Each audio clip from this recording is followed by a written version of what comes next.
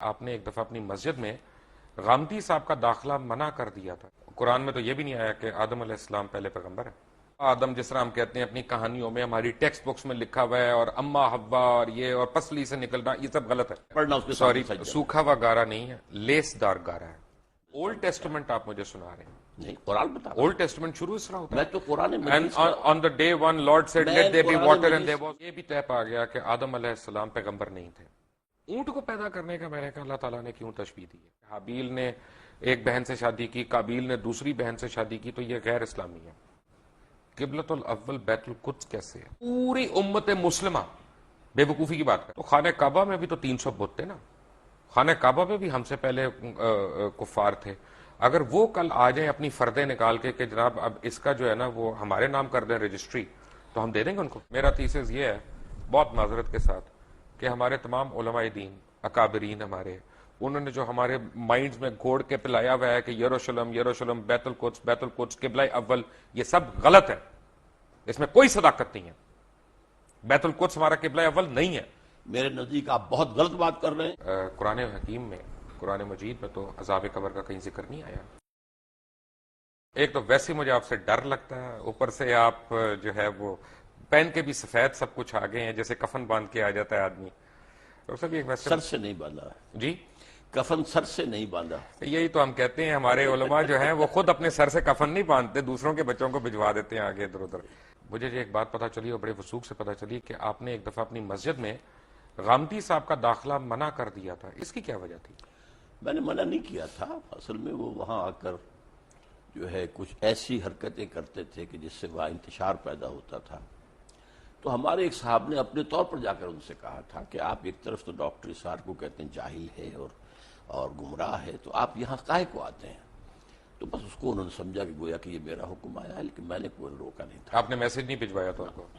حالانکہ وہ آپ کے مسجد کے ساتھ رہتے تھے بالکل وہاں پہ. کافی دور رہتے تھے، وہاں سے ان کے بالکل پاس تو مسجد تھی ای بلاک. نہیں، وہ گائے کرائے پہ لے کے تو نہیں آتے تھے نا، وہ جس طرح آتے تھے وہ 2 منٹ کی ڈرائیو تھی ان کے لیے. جو بھی تھا، لیکن یہ کہ بہرحال وہ ایک مسجد چھوڑ کر میرے پاس آتے تھے. مسجد ان کے پاس تھی ای بلاک ماڈل ٹاؤن کی آپ قریب کی میں. شخصیت اتنی محصور کون ہے کہ ان کو آنا پڑا. لیکن ان کے لیے میں نہیں ہوں، وہ مجھ سے بہت بنیادی اختلافات رکھتے ہیں تو ہم اور مجھے ان سے بہت بنیادی. تو ہمارے جو پیروکار ہیں ان کو ہم یہ حق دیتے ہیں کہ کسی کو بھی مسجد میں داخلے سے منع کر دیں. نہیں، میں نے منع نہیں کیا آئے، لیکن یہ کہ کوئی وہاں پر ایسی ایکٹیویٹی نہ کرے. آدم علیہ السلام کے ہم سارے واقعات ہم نے سنے بھی ہیں، پڑھے بھی ہیں. اما حوا یا بی بی حوا، ان کا ذکر قرآن مجید میں کس جگہ آیا؟ قرآن مجید میں آیا ہے دونوں سے خطاب کر کے کہ اے آدم تم اور تمہاری بیوی دونوں جنت میں حوا رہو. کا نام تو نہیں آیا. حوا کا نام نہیں ہے. اسی طرح حابیل کا نام بھی نہیں آیا. حابیل کا نام بھی نہیں ہے. دو اسی طرح بھائیوں قابیل کا نام بھی نہیں ہے. لیکن یہ واقعہ ہے. اچھا، تو یہ واقعہ بھی نہیں آیا کہ ہم نے حوا کو آدم کی پسلی سے بنایا؟ یہ نہیں، قرآن میں نہیں ہے. یہ ایک حدیث میں یہ بات الفاظ قرآن مجید جو انسانیت کو شروع ہونے کا بتا رہا ہے اس میں یہ کوئی واقعات نہیں ہے. قرآن میں تو یہ بھی نہیں آیا کہ آدم علیہ السلام پہلے پیغمبر ہے. نہیں، قرآن مجید میں آیا نا کہ جب ان سے کہا ان کا پیغمبری کا نہیں آیا. نہیں، اتر جاؤ. نہیں، اما یاتینکم منی ھدی، جب جب میری طرف سے ہدایت تمہیں آئے گی. گویا کہ اس کے پہلے سے اعلان تھا کہ ہدایت آتی رہے گی، اور وہی ہدایت وہی کی ہدایت ہے جس کو وہ ہدایت آتی تھی وہ نبی ہوتا تھا. اصل میں قرآن مجید جہاں تک ہماری اور ویسے بھی قرآن مجید میں ایک مقام پر ان اللہ اصطفیٰ آدم و نوحا وآل ابراہیم وآل عمران علی العالمین، تو جہاں انبیاء کا ذکر ہے ان میں سب سے پہلے حضرت آدم کا ذکر ہے سورہ آل عمران میں. بڑی اچھی بات ہے ڈاکٹر صاحب. یہ دیکھیں نا، اصل میں جو میں نے جو آج تھوڑا سا پڑھ رہا تھا، کچھ پہلے بھی ہم نے پڑھا، تو آدم جو مجھے نظر آیا اس میں قرآن مجید میں، کیونکہ میں نے آپ کو عرض کیا تھا پہلے تھوڑی سی میں نے بھی صرف پڑھی ہے، تھوڑی سی نحو پڑھی ہے، کوشش کی ہے. میں طالب علم ہوں، میں اگر میں سے گستاخی ہو جائے تو پلیز مائنڈ نہ کریے گا. آدم جو ہے وہ بنی آدم کا ذکر ہے قرآن مجید میں، وہ ایک شخص کا تو نہیں ہے. مثلا میں آپ کو ایک آیت دکھاؤں، پڑھ کے سناؤں. نہیں، لیکن بہت سی جگہوں پر آدم ایک کی حیثیت سے. اصل میں یا آدم اسکن انت وزوجک الجنہ، اے آدم تم اور تمہاری بیوی رہو جنت کے اندر. تو یہاں بنی کہاں آیا؟ وَلَقَدْ خَلَقْنَاكُمْ، یہ آیت آپ سورہ اعراف کی پڑھ رہے ہیں. جی بالکل، ٹھیک ہے. تو یہ قرآن مجید میں مختلف تعبیرات ہیں. جی، صورناکم وَلَقَدْ ثم قلنا للملائکۃ اسجدوا. اب اس سے اندازہ جو ہے یہ لگایا جا سکتا ہے کہ شاید پہلے ایک نوع جو ہے نوع آدم وہ پیدا ہوئی ہے، یعنی پوری ایک خلقت، ایک خلقت، ایک نوع، ایک آدمی نہیں، ایک سپیشیز، ایک آدمی نہیں، ان میں سے ایک آدمی چنا گیا ہے۔ یہ ہے در حقیقت اس آیت سے جو بات نکلی۔ تو جو ہمارے ذہن میں کانسیپٹس ہیں کہ آدم علیہ السلام، بابا آدم جس طرح ہم کہتے ہیں اپنی کہانیوں میں، ہماری ٹیکسٹ بکس میں لکھا ہوا ہے، اور اما حوا اور یہ اور پسلی سے نکلنا، یہ سب غلط ہے۔ پسلی سے نکلنے کا قرآن میں کہیں کوئی ذکر نہیں ہے، اور یہ غلط ہوا نا پھر۔ اب میں نہیں کہہ سکتا، اور لیکن یہ کہ قرآن میں ذکر نہیں ہے اس کا یہ مطلب اگر ڈاکٹر صاحب کوئی چیز قرآن میں نہیں ہے تو غلط ہے۔ قرآن مجید میں اگر ذکر ہی نہیں ہے تو غلط ہوا نا۔ نہیں، ضروری نہیں ہے، قرآن میں ہر شے تو نہیں ہے، قرآن مجید میں ایٹم بم کا ذکر تو نہیں ہے، تو یہ تو نہیں کوئی بات ہوئی۔ وہ تو ایک بات ہے جس کا ذکر کیا، جس کا ایٹم بم سے ہمارے دین کا تو تعلق نہیں ہے نا۔ نہیں، لیکن یہ کہ آدم حوا سے بھی بڑا آدم حوا سے تو کیا، آدم سے ہے، آدم نبی تھے۔ کون سی حدیث میں ذکر ہے حوا کا؟ کس کا؟ بی بی حوا کا۔ خیر میں احادیث پر میری کوئی زیادہ نگاہ نہیں ہے، لیکن یہ کہ قرآن مجید میں ان کی زوجہ کا ذکر ہے۔ کیا یہ صحیح نہیں ہے ڈاکٹر صاحب؟ کیونکہ آپ اف آئی میں کم ٹو یو اگین، آپ کے ذاتی سوال میں کر رہا ہوں، کیونکہ آپ کی بھی ٹیچنگز وہی ہیں جو بہت پہلے جب آپ جماعت اسلامی میں ہوتے تھے، اور جب آپ نے جماعت اسلامی چھوڑی تو وہ ہم کہتے ہیں نا کہ جماعت ایک ایسا کمبل ہے کہ بندہ چھوڑتا ہے کمبل، لیکن کمبل بندے کو نہیں چھوڑتا، تو وہ آپ کے اوپر آج تک وہ حاوی ہیں ٹیچنگز۔ اس سے بہتر تعبیر یہ ہے جس نے کہا تھا کہ جو لوگ جماعت سے نکل جاتے ہیں ان میں سے جماعت نہیں نکلتی، یہ ایک بہتر تعبیر ہے کہ جماعت کا ایک بنیادی اب سردیاں آ رہی ہیں تو کمبل کا ذکر بہتر ہے، جس نے بھی کہا، لیکن اصل میں بات یہ ہے کہ بائبل تو ہے نا لائبریری آف بکس، جی ٹھیک ہے نا، جیسے جوش بائبل جو ہے 39 بکس ہیں، اسی طرح پروٹسٹنٹ بائبل بھی 39 اور 27 ہے، کیتھولک جو ہے وہ 46 بکس ہیں، لیکن ایک بک ہے بائبل کی، اس کا نام ہے بارنبس، جس کے اوپر جتنے جوش فرقے ہیں، کیونکہ ان میں بھی بہت فرقے ہیں، اور جتنے عیسائی، یا عیسائی نہیں کہنا چاہیے مجھے، ایک میرے ویور نے کہا تھا جی مسیح کہا کریں آپ ہمیں، مسیح برادران کے فرقے ہیں، وہ ساروں کا اس سے اختلاف ہے کہ یہ ہمارا بائبل ہے، کیونکہ اس بائبل کا مقدمہ جو ہے مولانا سید ابو العلا مودودی نے لکھا، اور انہوں نے اس کو پاکستان میں بھی انٹروڈیوس کیا، اور اس بائبل میں اس طرح کی بڑی کہانیاں، اور یہ جو ببلیکل سٹوریز ہیں ان کو آپ جو لوگوں نے، اور خاص طور پہ جماعت کے اولین لیڈرز نے ہمارے مذہب کا حصہ بنا دیا۔ میں معافی چاہتا ہوں، پہلی بات تو آپ نے کہی کہ بائبل کی سٹوری ہے، برنباس کو انکلوڈ نہیں کرتے یہ بائبل میں، کوئی نہیں کرتا، وہ نہیں، نہیں، اس لیے ہم نے تو مقدمہ لکھ دیا ان کا۔ نہیں، وہ دوسری بات ہے۔ سوال پہلے یہ ہے کہ جو لوگ بائبل کے ماننے والے ہیں وہ بائبل میں برنباس کو انکلوڈ نہیں کرتے، اس کا یہ مطلب نہیں کہ برنباس درست نہیں ہے، برنباس اس لیے کہ 104 بائبلز تھیں، گاسپلز، ٹھیک ہے، جن میں سے چن کر 4 کو جو ہے کینونیکل قرار دیا گیا ہے۔ 100 bibles are there which are not canonical، apocryphal کہلاتی ہیں، وہ ان میں سے ایک برنبا بھی ہے۔ جو قرآن مجید کی میں نے آپ کو آیت کوٹ کی، اس میں تو لکھا ہے خلقناکم، کم تو پلورل ہے، تو اس کا تو مطلب ہے کہ ایک فرد واحد نہیں پیدا کیا گیا، ایک ساتھ پتہ نہیں کتنے لوگ پیدا کیے گئے، پتہ کتنے لوگ، کن فیکون تھا نا۔ میں نے عرض کیا نا ایک species, homo sapiens species which are an animal, اس میں سے ایک کو سلیکٹ کیا گیا اور اس میں اللہ نے روح پھونکی، and he became Adam, he was a person. وَلَقَدْ خَلَقْنَاكُمْ ثُمَّ صَوَّرْنَاكُمْ ثُمَّ قُلْنَا لِآدَمَ یہ تو سارا قُلْنَا لِلْمَلَائِكَةِ اسْجُدُوا لِآدَمَ، اب آدم کا لفظ آیا، پہلے جو ہے جمع کا صیغہ۔ آدم، جس طرح انسان کا لفظ قرآن میں آیا کہ انسان ایک فرد واحد بھی ہے اور انسان پوری انسانیت بھی ہے، الانسان بن جائے گا وہ، لیکن یہ کہ یہ اس میں تو انسانن ہوگا تو ایک انسان، الانسان تو سارے انسان، یا کوئی خاص معین، یہی آدم کے لیے بھی ہے۔ آدم سو وی کین ریسٹ ایشورڈ کہ یہ جو ببلیکل سٹوریز ہم پڑھ رہے ہیں یہ ان میں صداقت نہیں ہے۔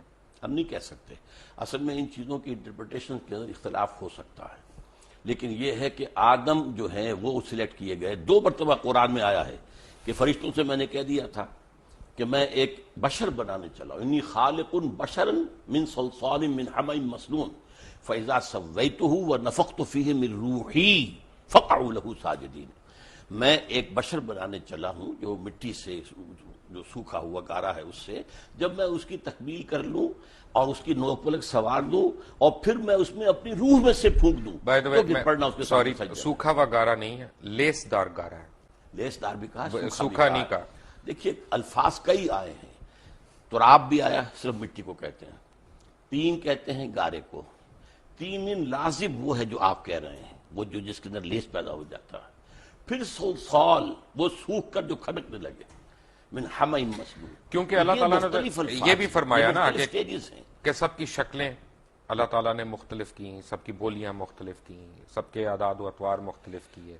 تو یہ تو نہیں ہو سکتا نا کہ میرا بیٹا جو ہے وہ بالکل مختلف شکل کا ہو، مختلف آپ رنگت کا کا. بیٹا تو نہیں، لیکن آپ کا پڑ پوتا سکڑ بوتا ہو سکتا.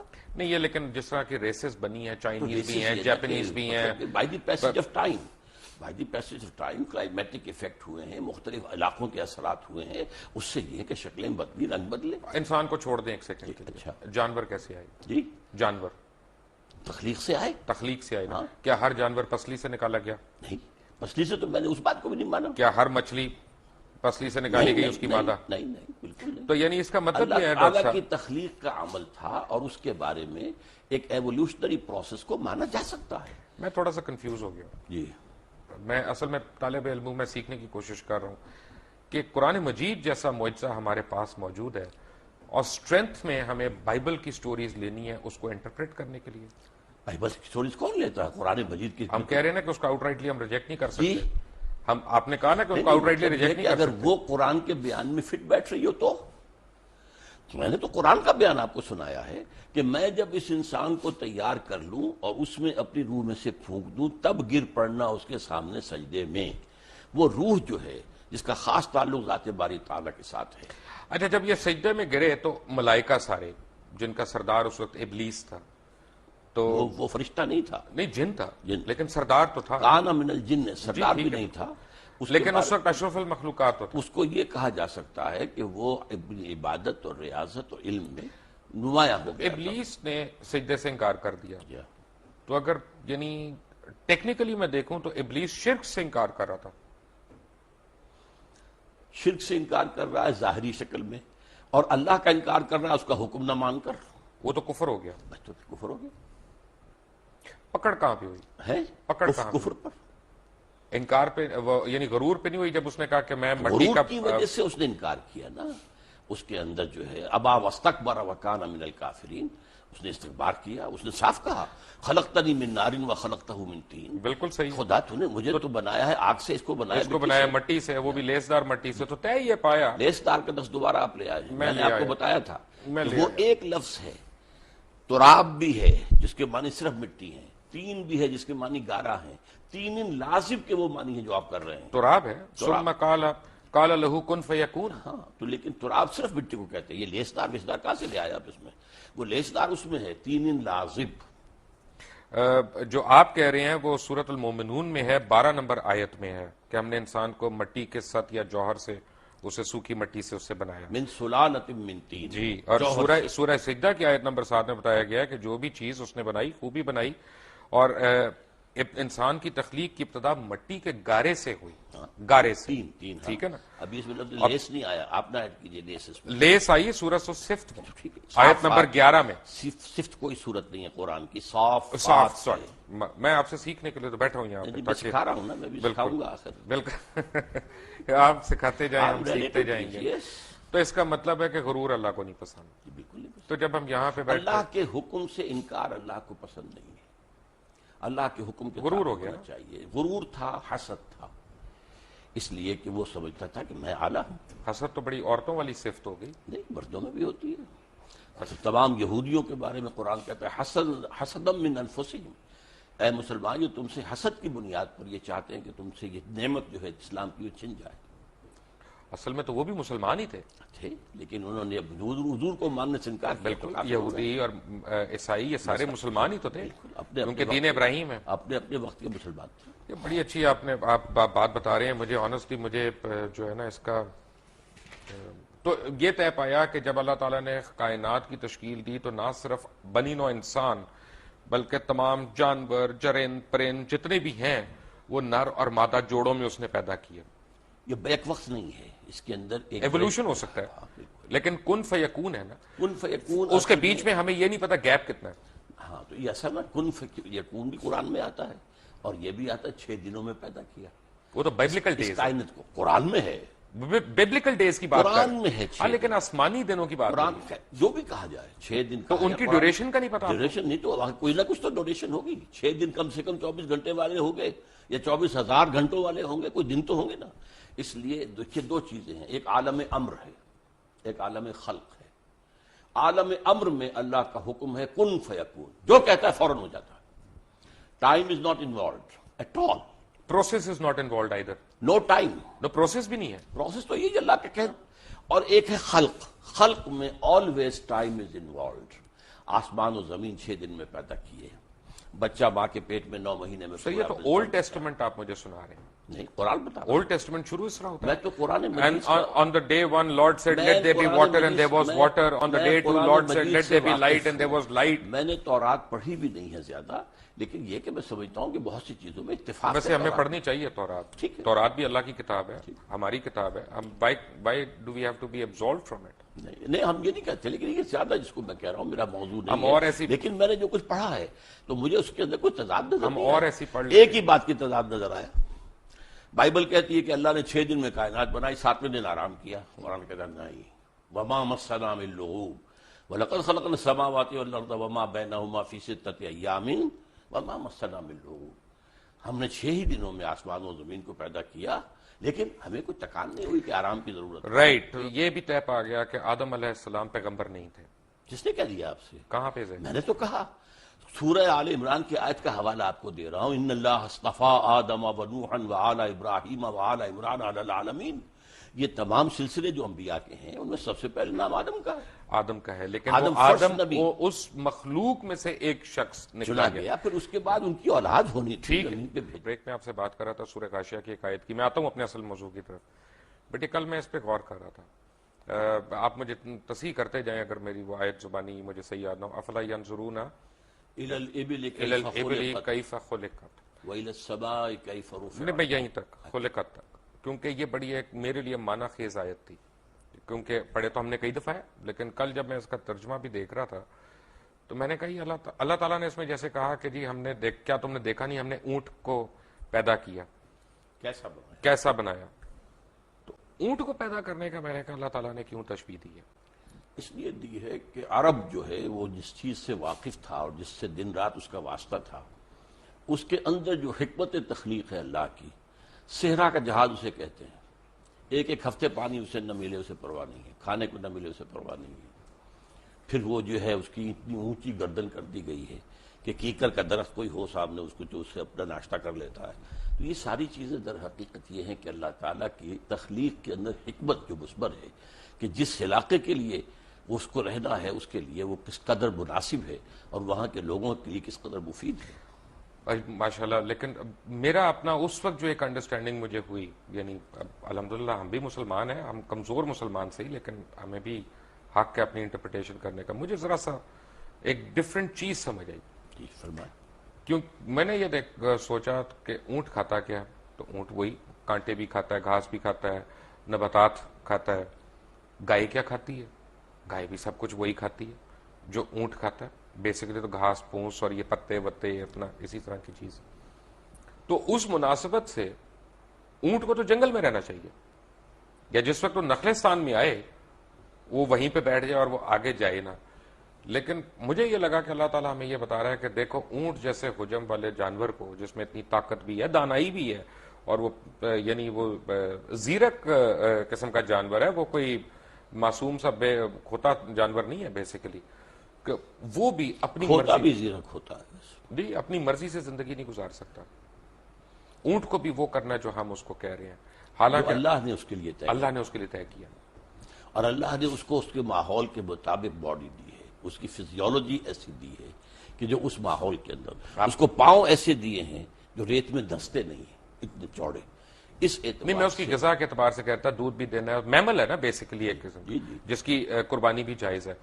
गाय में और ऊंट में इनकी गजा में फर्क कोई नहीं, लेकिन उनके रहन सहन नहीं, वो तो एक्लेमेटाइज होके होता है ना, जो है वो नबातात कांटा नहीं खाए, नहीं नबातात ही है ना, वो तो सेलुलोज वही बनता है ना, जाके उसके पेट में जाके वही सेलुलोज बनता है। आप तो माशाल्लाह मेडिकल डॉक्टर भी हैं। तो मेरे और आपके पेट में ही बनता है। राइट डॉक्टर साहब, मेरे पेट में तो पता नहीं क्या क्या बनता है, उसके बाद दवाइयां खानी पड़ती हैं। तो अच्छा, तो तय ये पाया کہ یہ سورہ مائدہ کی ایک آیت میں نے نکالی ہوئی، اور یہ میں اس کا ترجمہ پڑھ دوں اپنے ناظرین کے لیے کہ ان پر آدم کے 2 بیٹوں کی پیش گوئی، یعنی جو اللہ تعالیٰ نے آدم علیہ السلام کے 2 بیٹوں کی پیش گوئی کی، ان کا نام نہیں آیا، حابیل اور قابیل نام نہیں آیا۔ پیش گوئی کا لفظ نہیں، پیش گوئی نہیں، یہ وہ تو اس نے تشریح اوپر لکھی تو میں اس کا پہلے پڑھ گیا تھا، یعنی جو حابیل اور قابیل کا نام نہیں آیا، ٹھیک ہے نا، کہیں پہ 2 بیٹوں کا ان کا بتایا گیا۔ اب سوال یہ ہے، کیونکہ جب آپ نے یہ کہہ دیا نا کہ کافی پتہ نہیں ہزاروں سینکڑوں لاکھوں اللہ تعالیٰ نے انسان ایک ساتھ تیار کیے، ایک ساتھ پیدا کیے کن فیکون کہہ کے، تو پھر مجھے ٹھیس پہنچی ہے۔ اس کا مطلب ہے کہ انسیسٹ نہیں ہوا کہیں پہ، کیونکہ جو ایک عام تاثر ہم لوگ لیتے ہیں کہ حابیل نے ایک بہن سے شادی کی، قابیل نے دوسری بہن سے شادی کی، تو یہ غیر اسلامی ہے اس کی، تو کیونکہ اس وقت مخلوق اتنی زیادہ تھی تو انہوں نے دوسروں سے کی۔ پہلی بات تو یہ ہے کہ یہ بات قرآن میں نہیں ہے، البتہ احادیث میں ہے، اور ظاہر بات ہے کہ یہ انسیسٹ کب جا کے حرام قرار دیا گیا، اور جب تک حرام نہیں قرار دیا گیا اس وقت تک اللہ کی طرف سے جائز تھا تو ٹھیک تھا۔ ایسے یہ جان لیجئے کہ جو میں نے کہا تھا کہ ایک پوری سپیشیز تیار کی گئی ہے، اس میں سے ایک پرسن آدم ہے، اس کے بعد نسل آدم کی چلیے، باقی سپیشیز پوری جو ہے ختم ہو گئی، ٹھیک ہے، جیسے ڈینوسارس ختم ہو گئے وہ سپیشیز ختم ہو گئی، ان کی اب نسل میں اب ظاہر بات ہے کہ اس میں بیٹا بیٹی ہو رہے ہیں، اب اس کو آگے کیسے چلنا ہوگا، بالکل صحیح کہہ رہے ہیں تو یہ ایک ایکسیپشن ہے۔ ڈاکٹر صاحب۔ پہلے نبی، پہلے پیغمبر سے ہم پہلے قبلے پہ آ جاتے ہیں، قبلۃ الاول بیت القدس کیسے ہے؟ نہیں، یہ مغالطہ ہے لوگوں کو، اس کو کہہ دیا جاتا ہے صرف اس لیے کہ حضور نے مدینہ تشریف آوری کے بعد 16 مہینے بیت المقدس کی طرف رخ کر کے نماز پڑھی ہے، اس کے بعد تحویل کا حکم آیا، لیکن قبلہ اول ہمیشہ سے کعبہ ہی تھا۔ تو ہم کیوں اس کو کہتے ہیں؟ وہ تو ایک درمیانی طور کے لیے اللہ تعالیٰ کا حکم تھا۔ نہیں، تو اس کا مطلب پوری امت مسلمہ بے وقوفی کی بات کر رہی ہے؟ نہیں، بالکل نہیں کر رہی، سب مانتے ہیں کہ قبلہ اول سب سے ان اول بیت وضع للناس الذی ببکہ تھا، پہلا گھر اللہ کی عبادت کے لیے جو بنایا گیا مکہ میں بنایا گیا، سمجھے آپ، وہ یہ خانہ کعبہ ہے۔ مکہ بکہ ایک سیم ورڈ ہیں یہ، سمجھے آپ، تو اولا بیت وضع للناس الذی ببکہ، اور یہ آدم کی جو یہ سورہ آل عمران کی 3ری آیت ہے۔ نہیں، تیسری تو خیر نہیں، تیسری نہیں، غلط کہہ رہے ہیں آپ، نہیں، آیت نمبر 96 ہے، سوری 96، مائی مسٹیک، میں نے وہ لکھا تو مجھے پورا یاد نہیں ہے آیت نمبر، لیکن یہ کہ ان اولا بیت، اصل میں اس کے بعد ویسے بھی اصل جو تاریخ ہے وہ یہ کہ حضرت آدم نے بنایا تھا، اس کے بعد طوفان کی زد میں آ کر یہ ختم ہو گیا تھا، صرف بنیادیں رہ گئی تھی، پھر حضرت ابراہیم کو اللہ نے وہ بنیادوں کا جو ہے علم دیا، وہاں سے آپ نے اور اسماعیل نے اس کی تعبیر کی ہے، تو یہ گویا کہ اس کے بعد سے وہ گھر اچھا، جو پڑھنے میں آیا وہ یہ ہے کہ صفائی کی ہے، اس کی کلیننگ کی ہے، تعمیر اس کی یعنی چھت کی ہے، دیواریں تو قائم تھی۔ یرفع ابراہیم القواعد من البیت، جبکہ اٹھا رہے تھے ابراہیم اور اسماعیل اس گھر کی دیواریں، اس میں صرف بنیاد رہ گئی تھی اور اس کا اور کوئی نشان نہیں تھا۔ تو اس کا مطلب ہے کہ اگر ہم بیت القدس کو قبلہ اول کہتے ہیں تو ہم غلط کہتے ہیں؟ غلط کہتے ہیں، بیت المقدس جو ہے یا تو یہ ہمارے علماء کیوں نہیں بتاتے لوگوں کو، کیوں ہم جہالت کی طرف ڈالتے ہیں؟ یہ میرے خیال میں تو بتاتے بھی ہیں، کہاں بتایا؟ بتاتے ہیں، اصل میں ایک بات کہنے میں آ جاتی ہے، ورنہ اب تو 16 مہینے حضور نے اس کی طرف رخ کر کے نماز پڑھی، پھر جو ہے تبدیل ہوا ہے، اس حوالے سے کہہ سکتے ہیں اس پہ کہ بھی مکی دور، مدنی دور میں قبلہ اول جو ہے وہ بیت المقدس تھا، جس کی وجہ سے مسجد قبلتین جی سعودی عربیہ میں ہے، ٹھیک ہے نا۔ اب یہاں پہ بھی ایک تھوڑا سا میں سمجھنا چاہ رہا ہوں، بیسیکلی قبلے کا لفظی مطلب کیا؟ رخ، قبلے کا مطلب رخ ہے، تو اگر میں نے آپ کی طرف رخ کیا ہوا ہے تو آپ میرا قبلہ ہو گیا۔ قبلہ ہے، کہتے ہیں ہم قبلہ کعبہ، اپنے بزرگوں کو کہہ دیتے قبلہ کعبہ۔ اچھا، میری انڈرسٹینڈنگ ذرا سی ڈفرینٹ ہے، جی، میری انڈرسٹینڈنگ میں ایمان کا رخ جو ہے وہ قبلہ ہے، نہیں تو خیر آپ فزیکل رخ نہیں، جو چاہے آپ کر لیں، میں روکتا نہیں، یعنی آج میں کلمہ پڑھ لیا، معنی جو ہے اگر میں نے آج کلمہ پڑھ لیا تو آپ یہ کہہ سکتے ہیں آج اللہ تعالیٰ نے اس کا قبلہ درست کر دیا۔ یہ محاورے میں آپ استعمال کریں گے، قبلہ یہی ہے کہ جس طرف عبادت میں رخ کرنے کو کہا گیا ہے، وَمَا جَعَلْنَا الْقِبْلَةَ الَّتِي كُنْتَ عَلَيْهَا إِلَّا لِنَعْلَمَ مَن يَتَّبِعُ الرَّسُولَ مِمَّن يَنقَلِبُ عَلَىٰ عَقِبَيْهِ، اے محمد صلی اللہ علیہ وسلم ہم نے یہ کچھ عرصے کے لیے جو یہ قبلہ تمہارے لیے مقرر کر دیا تھا یہ اس لیے تاکہ ہم جانچ لیں کہ کون رسول کی پیروی کرتا ہے اور کون اپنی ایڑیوں کے بل مڑ جاتا ہے. کیونکہ عرب کے لوگوں کے لیے جو امیین تھے بنی اسماعیل ان کے لیے تو قبلہ جو ہے یہ بیت المقدس تو وہ جانتے ہی نہیں تھے کس بلا کا نام ہے, وہ تو کعبے کو جانتے تھے. اب ظاہر بات ہے مہاجرین جتنے آئے تھے مکے سے مدینے ان کی جو محبت تھی خانہ کعبہ کے ساتھ وہ تو ان کی گویا کہ وہ تو آبائی جو ہے ان کا ایک عشق ایک چل رہا تھا. تو وہ اب اس میں امتحان لیا ہے کہ آیا رسول کے حکم سے اب کیا ہو رہا ہے. جب حضور مکے میں ہوتے تھے تو آپ ایسے کھڑے ہوتے تھے نماز پڑھنے کے لیے کہ خانہ کعبہ بھی سامنے اور بیت المقدس بھی سامنے. اس کو کہتے ہیں استقبال القبلتین, بیک وقت دو قبلوں کی طرف رخ ہو جانا. ٹھیک ہے. اب مدینے آ گئے, جیسے اب مدینہ درمیان میں ہے. اگر آپ مکے رخ کریں گے تو پیٹھ ہوگا بیت المقدس کو, اور بیت المقدس کو رخ کریں گے تو پیٹھ ہوگی خانہ کعبہ کو. تو گویا کہ اللہ نے ایک امتحان کے طور پر مسلمانوں کو کہ آیا ان کے اندر رسول کی پیروی راسخ ہو چکی ہے یا نہیں. یہ کیا مجھے سمجھ نہیں آیا کہ اگر میں یہاں سے خانہ کعبہ کی طرف رخ کر کے نماز پڑھ رہا ہوں تو راستے میں ہندوؤں کا گردوارہ بھی آئے گا, سکھوں کا ٹیمپل بھی آئے گا, کوئی برما کی اپنا وہ ان کا بھی ٹیمپل آئے گا, تو میں ان کے بھی سجدے کر رہا ہوں, وہ بھی میری قبلے ہیں. نہیں, سوال یہ ہے کہ اس وقت کیا شکل تھی جب حضور پڑھ رہے تھے مکے میں نماز تو عورتوں کو شہوہ نہیں تھی, اور جب یہ مدینے میں آ کر کیا ہے تب بھی کوئی چیز درمیان میں نہیں. اچھا, بات یہ ہے کہ حیرانی کی بات یہ ہے کہ اس وقت بیت القدس کا تو کوئی قیام ہی نہیں تھا جس زمانے کی آپ بات کر رہے ہیں, کیونکہ بیت القدس تو حضرت عمر فاروق نے بنوائی تھی بعد میں. بیت المقدس جو ہے وہ حضرت عمر نے تعبیر کروائی ہے مسجد عمر کے نام سے, لیکن یہ علاقہ ٹیمپل ماؤنٹ جو ہے یہ ٹیمپل آف سولومن تھا. ٹیمپل آف سولومن تھا, لیکن temple Mount per temple of Solomon تھا نا. ایک پہاڑی ہے, ٹھیک ہے, یہ مستطیل رقبہ ہے جس پہ حضرت سلیمان علیہ السلام نے یہ گھر یہ تعمیر کی, جنوں سے تعمیر کروائی تھی. اس کے بعد حضور کے زمانے میں وہ چرچ تھا, بالکل تھا, کیونکہ قبضہ جو تھا وہاں پر وہ جو ہے عیسائیوں کا بالکل تھا, چرچ تھا. تو اصل میں تو چرچ بھی مسجد ہے, مسجد بھی مسجد ہے, چرچ بھی مسجد ہے, سینیگوگ بھی مسجد ہے. سورہ حج میں اللہ نے فرمایا ہے کہ وَلَوْلَا دَفْعُ اللَّهُ النَّاسَ بَعْضَهُم بِبَعْضٍ لَهُدِّمَتْ صَوَامِعُ وَبِيَعٌ وَصَلَوَاتٌ وَمَسَاجِدُ يُذْكَرُ فِيهَا اسْمُ اللَّهِ كَثِيرًا. اللہ تعالیٰ اگر اس طریقے سے ایک قوم سے دوسری قوم کو دفاع نہ کراتا رہتا تو یہ ساری مسجدیں اور یہ سارے سلوتے اور سینیگوگز یہ سب کے سب ختم ہو گئے ہوتے. تو اس کا مطلب ہے کہ مسلمان جو ہیں وہ یہودیوں کی یا عیسائیوں کی عبادت گاہ کو سجدہ کرتے رہے کعبہ کو چھوڑ کے. سجدہ تو نہ اس کو کیا نہ کعبے کو کیا, سجدہ اللہ کو کرتے, قبلے کی ڈائریکشن پر. لیکن یہودیوں اور عیسائیوں میں بھی اختلاف تھا. ایک مشرق کی طرف جب وہ خود ٹیمپل آف سولومن کے اندر عبادت یعنی کرتے مسلمان خانہ کعبہ کو چھوڑ کے یہودیوں اور عیسائیوں کی عبادت گاہ کو سجدہ کرتے رہے, اس کو سجدہ نہیں کرتے رہے, اس رخ میں. بابا اگر ہم خانہ کعبہ کو میں چھوڑ کے کہہ رہا ہوں تو میں رخ کی بات کر رہا ہوں. ٹھیک ہے, میں تو بتایا آپ کو, اللہ نے اس کو امتحان قرار دیا ہے کہ آیا تمہارے اندر اپنا نیشنلزم اور ریشیل وہ باتیں زیادہ مضبوط ہیں یا رسول کا فرمان زیادہ ہے. رائٹ ڈاکٹر صاحب, طے ہو گیا کہ وہاں پہ تو ٹیمپل آف سولومن تھا جس ڈائریکشن میں مسلمان سجدہ کرتے رہے. بالکل. پھر شب معراج کا واقعہ ہوا, وہ بھی ٹیمپل آف سولومن سے اوپر گیا. ٹیمپل تو نہیں تھا وہاں اس وقت, ماؤنٹ کیا وہ تو ایک جگہ تو وہی تھی نا راک پر, ہاں اس جگہ پر, جگہ تو وہی تھی. آپ اسے ٹیمپل ماؤنٹ کہیں, ٹیمپل آف سولومن نہیں تھا. ٹیمپل آف سولومن بنا تو تھا نا وہاں پہ, وہ کبھی بنا تھا نہیں, یہ تو نہیں, ہسٹوریکلی تو تھا, اور بنایا بھی حضرت سلیمان علیہ السلام نے کرا تھا. تو ہم کیسے حضرت سلیمان علیہ السلام کی بنائی ہوئی چیز کو انکار کر دیں؟ انکار نہیں کرتے, اس وقت وہاں نہیں تھا.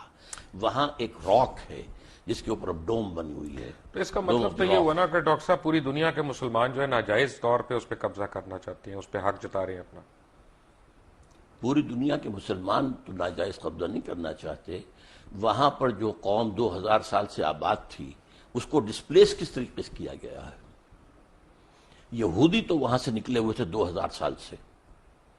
وٹ کلیم ڈڈ دے ہیو, جس کو قائد اعظم نے کہا کہ انلیجیٹیمیٹ چائلڈ آف دی ویسٹ, اور اقبال نے کہا کہ ہے ارض فلسطین پہ یہودی کا اگر حق, ہسپانیہ پہ حق نہیں کیوں اہل عرب کا. ایسے میں کہتا ہوں ہوتا ہے شب و روز تماشا میرے آگے کہ علماء دین بھی آج علامہ اقبال اور قائد اعظم کو کوٹ کرنے پہ آ گئے, جن کا اس وقت آپس میں بالکل کلیش تھا, سیریس کلیش تھا. بات یہ ہے کہ اصل حق میں نہیں ہے آپ کو مغالطہ ہو رہا ہے. میں علماء دین میں سے نہیں ہوں، دین کا خادم ضرور ہوں، لیکن میں تو اپنی نوجوانی میں مسلم اسٹوڈنٹ فیڈریشن کا بڑا تیز ورکر تھا اور ضلع حصار کی اسٹوڈنٹ فیڈریشن کا جنرل سیکریٹری تھا، اور میرے اوپر پہلا اثر جو ہے وہ علامہ اقبال کا ہے. رائٹ. تو اس کا تو مطلب یہ ہوا نا کہ آپ ان لوگوں کو برا کہہ رہے ہیں کہ جنہوں نے وہاں پہ زمینیں خریدی، وہاں پہ اپنے آپ کو آباد کیا، کیونکہ اگر آپ سچ پوچھنا چاہتے ہیں تو فلسطینیوں نے تو پیسے لے کے زمین بیچی تھی، ان کے پاس رائٹ آف وے ہے اس کا سارا. آپ کس طرح ان کو ڈسپلیسمنٹ کی بات کر رہے ہیں؟ رائٹ آف وے نہیں تھا ان کا، اس لیے کہ جب ہینڈ اوور کیا ہے یروشلم عیسائیوں نے حضرت عمر کو، تو جو انہوں نے ڈکٹیٹ کرائیں گی ٹرمز، ان میں سے ایک یہ تھی کہ آپ یہاں یہودیوں کو آباد نہیں ہونے دیں گے. یہ ایک معاہدہ تھا حضرت عمر کا اور اس وقت کے عیسائیوں کا. حضرت عمر نے رعایت یہ برتوائی تھی کہ ٹھیک ہے یہودی یہاں آ سکتے ہیں to visit their holy places, لیکن یہاں وہ کوئی زمین نہیں خریدیں گے، کوئی مکان نہیں خریدیں گے، جائیداد نہیں خریدیں گے، سیٹل نہیں کریں گے. اچھا یہاں پہ پتہ ایک فرض کریں آج ہم ایک مناظرہ کرتے ہیں اسرائیل والوں سے اور ان سے کہتے ہیں کہ جی یہ تم ہمیں دے دو یروشلم، کیونکہ ہمارا اس پہ رائٹ ہے، حضرت عمر فاروق کا بھی اس پہ معاہدہ ہوا تھا اور وہ ہمیں دے دیتے ہیں کہ جی ہم تم سے پہلے تھے یہاں پہ، ٹھیک ہے. تو خانہ کعبہ میں بھی تو 300 بت تھے نا، خانہ کعبہ میں بھی ہم سے پہلے کفار تھے. اگر وہ کل آ جائیں اپنی فردیں نکال کے کہ جناب اب اس کا جو ہے نا وہ ہمارے نام کر دیں رجسٹری، تو ہم دے دیں گے ان کو. یہ آپ ایک ایسی بات کر رہے ہیں جس کا کوئی امکان نہیں. وہ سب کے سب اسلام لے آئے تھے، ان کے باقیات تو کوئی ہے ہی نہیں. وہ لوگ جو تھے مشرکین مکہ کہاں رہے؟ ہم نے بھی تو ڈسپلیس کیا نا، نہیں، کہاں ڈسپلیس کیا؟ ڈسپلیس وہی کے وہی مان مدینہ تو شہر ہی یہودیوں کا وہی تھا. کے یہودیوں کو ڈسپلیس کیا. کیوں کیا؟ انہوں نے معاہدوں کی خلاف ورزی کی. ہم نے ان کو ڈسپلیس کیا پہلے، اگر 1400 سال کے بعد انہوں نے ہمیں ڈسپلیس کر دیا تو کون سی برائی ہوئی؟ انہوں نے معاہدوں کی خلاف ورزی کی، اس کی سزا کے طور پر انہیں ڈسپلیس کیا گیا. حضور صلی اللہ علیہ وسلم نے مدینے جاتے ہی پہلے 6 مہینے میں جو کام کیے ہیں آپ نے، 6 months اور 3 کام کیے. نمبر 1 مسجد نبوی کی تعمیر، نمبر 2 یہودیوں کے ساتھ معاہدہ کر کے جکڑ لیا کہ اگر ہم پر حملہ ہوگا مدینے پر تو جوائنٹ ڈیفنس کریں گے ہم مل کر، اور نمبر 3 مہاجرین اور انصار کی آپس میں مواخات. یہ 3 کام. لیکن اس کے بعد یہودیوں نے آنر کیا اور مسلمانوں نے آنر نہیں کیا. جب اپنا کروسیڈ شروع ہوئی ہے یروشلم کے اوپر عیسائیوں نے حملہ کیا تو انہوں نے مسلمانوں سے زیادہ تعداد میں یہودیوں کو قتل کیا. عیسائیوں نے مارا نا، عیسائیوں نے مارا، آپ جو بات کر آپ رہے نے ہیں، ان کو پہلی سپورٹ نہیں کیا، آپ آپ نے مدینے سے یہودیوں نکل کی کر- ایگزٹ کلوز وہاں پہ لے لی اپنے تو آپ نے خود بیان کی تھی نا کہ آپ نے ڈسپلیس کیا انہیں. ہم نے ڈسپلیس کیا کیوں کیا؟ کس لیے کیا کہ انہوں نے خلاف ورزی کی. کوئی خلاف ورزی نہیں کی. اب آپ کی تو ڈاکٹر صاحب یہ تو مجھے انہوں نے بتائیں جو نا معاہدہ کون کیا سی تھا اس کی خلاف ورزی کی. معاہدے تو ہم نے بھی کئی خلاف ورزیاں کی ہیں. اب یہ تو خیر زرداری صاحب نے عبداللہ کی ہے. بن ابی تو مسلمان تھا، عبداللہ بن ابی یہودی تو نہیں تھا. تو اسے کیا کہا ہے؟ نہیں اس نے کافی منافق نہیں تھا، منافقوں کا منافق سردار تھا، نہیں تھا. لیکن اس کو کیا کیا وہ اسلام ہم نے؟ سے بڑا منافق کون ہے دنیا کون میں؟ ہے؟ لیکن یہ کہ اس کو کیا کیا حضور نے؟ قتل کیا، اس کو مارا، نہیں اس کی نماز جنازہ نہیں پڑھائی. پڑھائی. کون کہتا نہیں پڑھائی؟ اللہ تعالیٰ کا پھر You حکم don't know ہے. it. اللہ تعالیٰ نے پھر کہا کہ یہ اچھا نہیں بعد کیا. میں کہا. بعد میں کہا. ٹھیک ہے، اسی لیے تو آپ سے میں پوچھ رہا ہوں. ہاں، اسی لیے تو آپ سے میں پوچھ رہا ہوں. پوچھنے کے رکھیے پھر. لیکن اس کا مطلب ہے کہ ہمارا رائٹ تو کوئی نہیں ہوا نا کس پر؟ بیت القدس پہ. بیت القدس پر یہ اخلاقی کہ رائٹ جو ہے نا. وہاں کے لوگ ہیں ان کا رائٹ ہے، ان کو جو ہے وہاں سے ڈسپلیس کیا گیا ہے، زیادتی کی گئی ہے. اس حوالے سے تو یہ تو آپ ایک ہیومنٹیرین بیسس پہ کہہ رہے ہیں نا. Humanitarian انسانی حقوق سوال کے اوپر یہ کہہ ہے رہے کہ ہیں. یہ جو اب یہودیوں نے اپنا پورا زور لگایا تھا، آپ معلوم ہوگا سلطان عبد الحمید خان وہ بہت زیادہ مقروض تھا، بہت مقروض تھا، اور یہودیوں نے آفر کی تھی کہ آپ سارا قرضہ آپ کا ادا کر دیتے ہیں، آپ ہمیں وہاں آباد ہونے کی اجازت دے دیں. انہوں نے انکار کر دیا کہ جو معاہدہ عمر سے ہوا تھا رضی اللہ تعالیٰ عنہ، میں اس کی خلاف ورزی. لیکن اس کے بعد فلسطینیوں نے اپنی زمین بیچی وہاں پہ. تو یہ کہ جب وہاں پر بالفور ڈکلیریشن کے ذریعے سے انہیں حق دیا گیا ہے تب وہ آئے ہیں نا وہاں پر. بھائی وہ اور بیچی بھی فری ہے. تو نہیں آئے، وہ یہاں پہ ایسے تو نہیں کہ ایم این اے نے قبضہ کر لیا پلاٹ کے اوپر. کیے ہیں، یہ نہیں بھی کیے، یہ بھی کیے. ڈاکٹر صاحب انہوں نے پیسے دیے، ان کے پیسے پاس بھی فردیں دیے. موجود ہیں. نہیں، کیا نہیں، باتیں کر قبضہ بھی رہے کیا. ہیں؟ ملکیت ہے ان کے پاس. پرانے لے کر نکل آئے اپنے پاس 2500 پرانے ڈاکومنٹس کی، یہ تو ہماری جگہ تھی. کون ان کو روکنے والا تھا وہاں پر؟ یہ ضرور ہے، یہ بھی کیا ہے شروع میں جو آپ کہہ رہے ہیں کہ ایک شخص سے کہا گیا کہ آپ کا مکان کیا ہے، اس نے کہا 2 چلیں لاکھ اس کا مطلب ہم 3 لاکھ دیتے ہے، ہیں. اس کا مطلب ہے کہ ہمارا اخلاقی سٹینڈ ہے، دینی سٹینڈ کوئی نہیں ہے فلسطین پہ، یروشلم پہ. آپ اخلاق کو دین سے علیحدہ کیوں کرتے ہیں؟ میں اس لیے علیحدہ کر رہا ہوں کیونکہ قرآن مجید میں کہیں پہ بھی ایک بھی آیت یروشلم کے حق میں نہیں آئی. اس نے یہ نہیں کہا کہ یروشلم تمہارا قبلہ ہے یا قبلہ تھا یا قبلہ ہوگا کبھی یا تمہاری اس پہ ملکیت ہے. اسے کہا گیا اور ہے بائبل میں اس سے- ایک بھی جگہ خانہ کعبہ کا ذکر نہیں آیا. اس کو چھوڑیے آپ، بکہ کے لفظ جو وہ لائے ہیں وادی بکا بنا دی ہے، وہ بکہ ہی تھا وہاں پر، لیکن یہ کہ قرآن مجید تو کہتا ہے سبحان الذی اسریٰ بعبدہ لیلا من المسجد الحرام الی المسجد الاقصی الذی بارکنا حولہ. یروشلم کے آس پاس کو ہم نے مبارک بنایا ہے، بابرکت بنایا ہے. آپ نے اس کو بابرکت بنایا ہے، لیکن یروشلم کو قرآن نے اون نہیں کیا. قرآن مجید میں کسی جگہ اونرشپ نہیں ہے یروشلم کی. کس کے لیے؟ آپ کے لیے. اونرشپ تو ہوتی ہے جو لوگ وہاں پہ آباد ہوں ان کی ہوتی ہے. نہیں تو قرآن جو وہاں پر آباد تھے ان کا دیکھیں نا حق جی، تھا، ان کے چھیننے کا حق. ڈاکٹر صاحب مسلمان ہیں ہم تو جغرافیکل باؤنڈریز میں بلیو ہی نہیں کرتے، ہم تو امت مسلمہ میں بلیو کرتے ہیں. تو اس لیے کہ مطلب یہ ہم کھول دیں کھلا، جو چاہے ہمارے یہاں کے قبضہ کر لیں. آپ کا ہے ہی نہیں. کمال ہے. How can you make rules in a place جو آپ کی ہے ہی نہیں. اب آپ کہیں کہ میں اپنے گھر میں اگر میں کسی کو، یہ آصف صاحب بیٹھے ہیں، میں کہہ رہے ہیں نا، آپ جائیے اس کو 1918 کے بالفور ڈکلیریشن سے لیجئے، اس کے بعد جو ہے 1948 میں اسرائیل قائم ہوا، اس کو ڈاکٹر صاحب میرا تھیسس ڈفرنٹ ہے. ڈاکٹر صاحب میرا تھیسس ڈفرنٹ ہے. میرا تھیسس یہ ہے بہت معذرت کے ساتھ کہ ہمارے تمام علماء دین اکابرین ہمارے، انہوں نے جو ہمارے مائنڈز میں گھوڑ کے پلایا ہوا ہے کہ یروشلم بیت القدس قبلہ اول، یہ سب غلط ہے. اس میں کوئی صداقت نہیں ہے. بیت القدس ہمارا قبلہ اول نہیں ہے. میرے نزدیک آپ بہت غلط بات کر رہے ہیں. ڈاکٹر صاحب میری عرض سن لیں. یقیناً میں نے آپ سے کہا ہے ایک عرصے کے لیے وہ بیت المقدس ہمارا قبلہ رہا ہے. نہیں مدنی دور میں کہہ رہا ہوں خانہ کعبہ قبلہ اول تھا، اس کے بعد وہاں پہ آپ کی ڈائریکشن چینج ہو گئی، وہ قبلہ دوم ہوا. اس عرصے میں قبلہ دوم ہوا، لیکن مدنی دور میں قبلہ اول وہ ہے. اچھا اب میں لیٹ می ریفریز اٹ کیونکہ یہ ایسی بات ہے کہ کوئی میرے سے ناراض نہ ہو یا آپ سے ناراض نہ ہو. بات یہ ہے کہ دین ابراہیم ہے، ہم تو دین ابراہیم کو فالو کر رہے ہیں نا. بیسیکلی ہماری تو درود ابراہیم ہی ہم پڑھتے ہیں اپنی نماز میں، وہی ہم پڑھتے ہیں. تو بیسیکلی تو اسلام حضرت ابراہیم علیہ السلام لے کے آئے.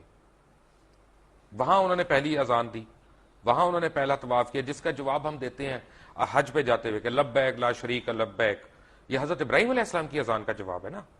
تو بیسیکلی تو اسلام تب شروع ہو گیا تھا. دین کا لانے والے حضرت آدم ہیں، ٹھیک ہے، اس کے بعد حضرت نوح ہیں، اس کے بعد حضرت ہود ہیں، حضرت صالح ہیں. یہ تو بشمار انبیاء ہیں. حضرت ابراہیم سے جو دین شروع ہوا ہے اس کی پھر یہ 3 شاخیں بنی ہے. سیمیٹک جو 3 مذہب ہیں، اس اعتبار سے وہ جو ہیں امام اللہ تعالیٰ نے انہیں نوع انسانی کا بنایا ہے. آج بھی یہودی، عیسائی اور مسلمان تینوں انہیں جو ہے وہ مانتے ہیں. ٹھیک ہے، تو ہمارے دین کی شروعات تو وہیں سے ہوئی نا. لیکن اب ہمارا دین مکمل ہوا ہے محمد الرسول اللہ. بالکل، اس میں کوئی شک نہیں. بس وہاں تو مہر لگ گئی، اس پہ کوئی اعتراض نہیں ہے. اس لیے میں کہہ رہا ہوں کہ اصولاً آپ کا جو قرآن مجید جو ذکر کر رہا ہے، میں صرف قرآن مجید کے حوالے سے کہہ رہا ہوں، قبلہ تو خانہ کعبہ ہوا نا. اب بھی ہے، خانہ کعبہ ہی پہلے بھی تھا. ایک عرصے میں 16 مہینے بیت المقدس. ٹھیک ہے، میں آپ کی بات، یعنی آپ عالم ہیں ماشاءاللہ، تو وہ قبلہ دوم ہو گیا نا. آپ چاہیں تو کہہ لیں اس کو. غلط ہوگا کہ صحیح ہوگا دوئم کہنا اس کو؟ میں کہتا ہوں وہ قبلہ عارضی تھا ایک عرصے کے لیے، اور اس کے حوالے سے وہ اول بن جاتا ہے مدینے آنے کے بعد. پہلے 16 مہینے وہ، بعد میں پھر خانہ کعبہ. لیکن اصل میں بات صحیح ہے کہ قبلہ اول وہ خانہ کعبہ ہے.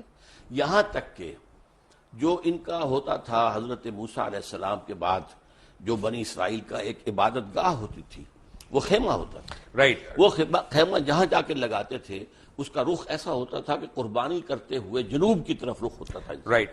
آپ فرما رہے تھے کہ ایک ٹینٹ کے اوپر جب کہیں پہ ٹینٹ پلیس کرتے تھے، تو ان کا جو وہ خیمہ تھا اور اسی میں پھر قربانی دی جاتی تھی. تو اس کو اس طریقے سے رکھتے تھے کہ قربان گاہ جو ہے، جب آدمی کو قربانی پیش کرتا تھا تو اس کا رخ ہوتا تھا کعبے کی طرف، جنوب کی طرف. یہ ان کا ٹینٹ تھا جو ان کا گویا کہ اس وقت کوئی ابھی ٹیمپل آف سولومن نہیں تھا، کچھ نہیں تھا، صحرا کے اندر تھے یا وہاں. تو یہ ٹینٹ بھی اصل قبلہ وہی تھا، ان کا بھی قبلہ وہی تھا. تو اس اعتبار سے قبلہ اول اصلی قبلہ بیت اللہ ہے. البتہ یہ ہے کہ حضور صلی اللہ علیہ وسلم کے دور میں 16 مہینے کے لیے بیت المقدس کو قبلہ مانا گیا ہے، نماز پڑھی گئی ہے. اس اعتبار سے بعض اوقات اس کو قبلہ اول کہتے تھے. ٹھیک ہے. عذاب قبر، جی میں نے کتاب بھی پڑھی، موت کا منظر، مرنے کے بعد کیا ہوگا، یہ وہ. قرآن حکیم میں، قرآن مجید میں تو عذاب قبر کا کہیں ذکر نہیں آیا ہے. قرآن مجید میں ذکر یہ ہے کہ آل فرعون کو صبح شام آگ پر پیش کیا جاتا ہے، النار یعرضون علیہا، عشیًا، کچھ اس طرح کے الفاظ ہیں، تو پیش کیا جاتا ہے. یوم القیامت ادخلوا آل فرعون النار، قیامت کے دن وہ داخل کیے جائیں گے. یوم یقوم الحساب. ہاں، اس کے بعد جو ہے اصل داخلہ ہوگا. لیکن یہ ہے کہ یہ در حقیقت ایک انٹرمیڈیری فیز ہے، اور اس میں بھی ایک طرح کی کچھ سیمی کانشسنس. یہ ہم نہیں کہتے قبر کے اندر ہی ہو رہا ہے، بلکہ یہ عالم برزخ ہے. یہاں روح تو سے قبضے میں، عالم دنیا سے نکل کر عالم برزخ میں چلے گئے. روح تو قبضے میں. اب ہم نہیں جانتے کہ اس کی کیا شکل رہتی ہے. اصل میں عالم برزخ، عالم قیامہ، اس کے بارے میں جو کچھ معین کر کے بتا دیا گیا ہے، آنکھیں بند کر کے اس کو ماننا ہے. اس کی ڈیٹیلز میں جانے کے اندر خام خواہ کے جو چیزیں ہیں، غلط باتیں بحث تو میں اس کا مطلب یہ ساری جو کتابیں شتابیں ہیں، موت کا منظر، مرنے کے بعد کیا ہوگا، آدمی پڑھ کے ہی لرز جاتا ہے، یہ صحیح نہیں ہے. نہیں، میں کب کہہ رہا ہوں کہ صحیح نہیں ہے. یہ چونکہ احادیث نبویہ کے اندر موجود ہے. پہلے آپ نے صرف اصولی بات کی تھی. میں نے کہا تھا کہ اس کے اندر ہے، تو قرآن مجید میں یہ بھی ہے کہ یضاعف لہ العذاب یوم القیامہ، قیامت کے دن عذاب دگنا کیا جائے گا. یضاعف لہ العذاب یوم القیامہ، سورہ الفرقان کے اندر ہے. اس کا مطلب ہے کہ قیامت سے پہلے بھی عذاب کی ایک کیفیت ہے. اس کو میں اس طرح بیان کیا کرتا ہوں کہ آپ اگر دیکھیں کسی شخص نے امتحان دیا ہے اور اب اسے معلوم ہے کہ میں جو کچھ کر کے آیا ہوں، تو رزلٹ ڈکلیئر نہیں ہو رہا، پہلے ہی جان سوکھ رہی ہوتی ہے اس کی کہ جو بھی نتیجہ نکلنا مجھے تو معلوم ہے. اسی لیے کہا گیا قرآن مجید میں وجوہ یومئذ ناظرۃ الی ربہا ناظرہ ووجوہ یومئذ باسرۃ تظن ان یفعل بہا فاقرہ. بہت سے چہرے اس دن جو ہے تر و تازہ ہوں گے، اپنے رب کی رحمت کے امیدوار ہوں گے. بہت سے چہرے سوکھے ہوئے ہوں گے، انہیں اندیشہ ہوگا کہ اب ان کے ساتھ کمر توڑ دینے والا سلوک. لیکن یہ بھی ہوگا کہ کوئی کسی کو پہچانے گا نہیں، کوئی رشتہ کسی کو نہیں پہچانے گا. نہیں، کہا کس نے کہا ہے؟ پہچانیں گے، لیکن کوئی کسی کی مدد کو نہیں آئے گا، اون نہیں کرے گا، کوئی مدد کے لیے نہیں، بلکہ یہ کہ سب کو اپنی پڑی ہوگی، نفسی نفسی. تو بیسیکلی تو قرآن مجید میں قیامت کے دن کا حساب ہے. تو قبر کے اوپر ہماری قیاس رہی ہیں کہ کیا کیا ہو سکتا ہے. اس کے بارے میں بتانا، یہ عالم برزخ، آپ لفظ قبر کہیں. اب ایک شخص ہے سمندر میں ڈوب کر وجہ قبر بتاؤ، تو نہیں ہے. میں لیٹ می ریفریز، کیونکہ میرے پاس الفاظ کم ہے. اصل میں عالم برزخ میں تو آپ کی روح قید ہے. جی، آپ کی روح جو ہے وہ عالم برزخ میں قید ہے، لیکن آپ کا جسم جو ہے وہ تو قبر کے اندر ہے. ہم نہیں کہہ سکتے. عالم برزخ میں انسان ہے، اور وہ کس کیفیت میں وہ ہم نہیں جانتے. ویسے یہ کہ یہ معاملہ جو ہے، مرے تو یہ ہے کہ کفار جو ہیں وہ بھی زندہ ہیں، ان پر بھی جو ہے جیسے کہ حضور نے کھڑے ہو کر جس یعنی گڑھے کے اندر دفن کیا تھا کفار کے جو مرے ہوئے لوگ تھے، ان سے خطاب کیا. تو اس حوالے سے یہ ہے کہ وہ بھی ہیں، لیکن ان کے لیے کچھ اور ہے عالم برزخ، اہل ایمان کے لیے کچھ اور ہے. اچھا، یہ کمنگ بیک، میں اس کے پارٹ 2 میں آ رہا ہوں کہ ہم بنی اسماعیل کا بھی ذکر نہیں ہے کہیں پہ قرآن میں. بنی اسرائیل کا ہے، بارہا ہے. آل یعقوب کی جب ہم بات کرتے ہیں تو اس میں بنی اسماعیل کو الگ تو نہیں کیا ہوا. آل یعقوب میں تو ہے ہی نہیں نا، بنی اسماعیل نہیں ہے. آل یعقوب میں تو نہیں ہے نا. حضرت ابراہیم علیہ السلام، اسحاق، اور اسحاق دوسرے بیٹے جی، اور اسماعیل سے جو ہے وہ جو ہے یعقوب ہیں، اور یعقوب کے 12 بیٹے ہیں، وہ بنی اسرائیل بنے. تو بنی اسماعیل کا تو ذکر نہیں ہے. بنی اسماعیل نہیں ہے، لیکن یہ کہ اسماعیل کا ذکر تو بار بار قرآن میں آیا، بار بار آیا. نہیں، اسماعیل کا نہیں، میں بنی اسماعیل کی بات کر رہا ہوں، جیسا بنی اسرائیل کا ذکر ہے. اسماعیل کو پھر قرآن مجید نے ایک نام اور دیا ہے، امیین. ٹھیک ہے. تو جب ہم یہ درود شریف پڑھتے ہیں کہ کما بارکتا علی ابراہیم وعلی آل ابراہیم انک حمید مجید، bless us like you've blessed Abraham and the children of Abraham. یہ children of Abraham کون ہے؟ یہ انبیاء ہے نا. آخر اگر حضرت اسماعیل بھی تھے، حضرت اسحاق بھی تھے، حضرت اسحاق یعقوب بھی تھے، یعقوب کے 12 بیٹے بھی تھے، پھر حضرت یوسف بھی تھے، پھر ایک اور جو ہے تیسری بیوی بھی تھی حضرت ابراہیم کی، وہ قطورہ. تو بنی قطورہ کے اندر بھی مدین جو ہیں، حضرت شعیب جہاں بھیجے گئے وہ ان کی اولاد میں سے. یہ سارا خاندان ہے ابراہیم کا، آل ابراہیم. تو بیسیکلی یہ بنی اسرائیل کی بات ہو رہی ہے. بنی اسرائیل بھی، بنی اسماعیل بھی، بنی قطورہ بھی. سو ہم جو دعا مانگ رہے ہیں وہ یہ ہے کہ ہمیں بنی اسرائیل والوں کے، ان کے اکابرین کی طرح ہمیں بھی بخش. بنی اسرائیل، پھر آپ بار بار اپنے الفاظ میرے منہ میں نہ لائیے. میں یہ کہہ رہا ہوں کہ بنی اسماعیل بھی، بنی اسرائیل بھی، بنی قطورہ بھی، وہ سب حضرت ابراہیم کی آل ہیں، اور ان کو بلیس کیا اللہ نے. حضرت بنی قطورہ کے اندر آپ کو معلوم ہے حضرت شعیب جیسے بڑے اتنی سمپل ڈسکرپشنز ہیں.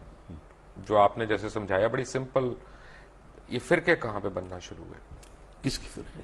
اسلام میں؟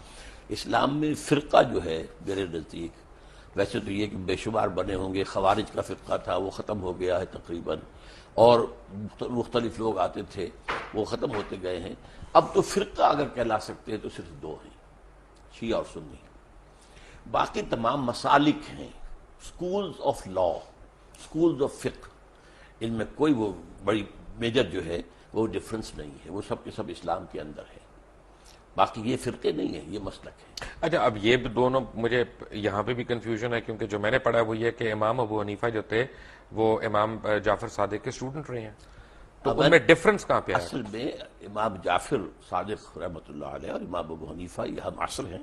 حضرت امام جعفر جو ہیں وہ عمر میں بڑے تھے، حضرت ابو حنیفہ چھوٹے تھے. یہ معاملہ تو ہے، اور استفادہ بھی کیا ہے حضرت امام ابو حنیفہ نے امام جعفر صادق سے.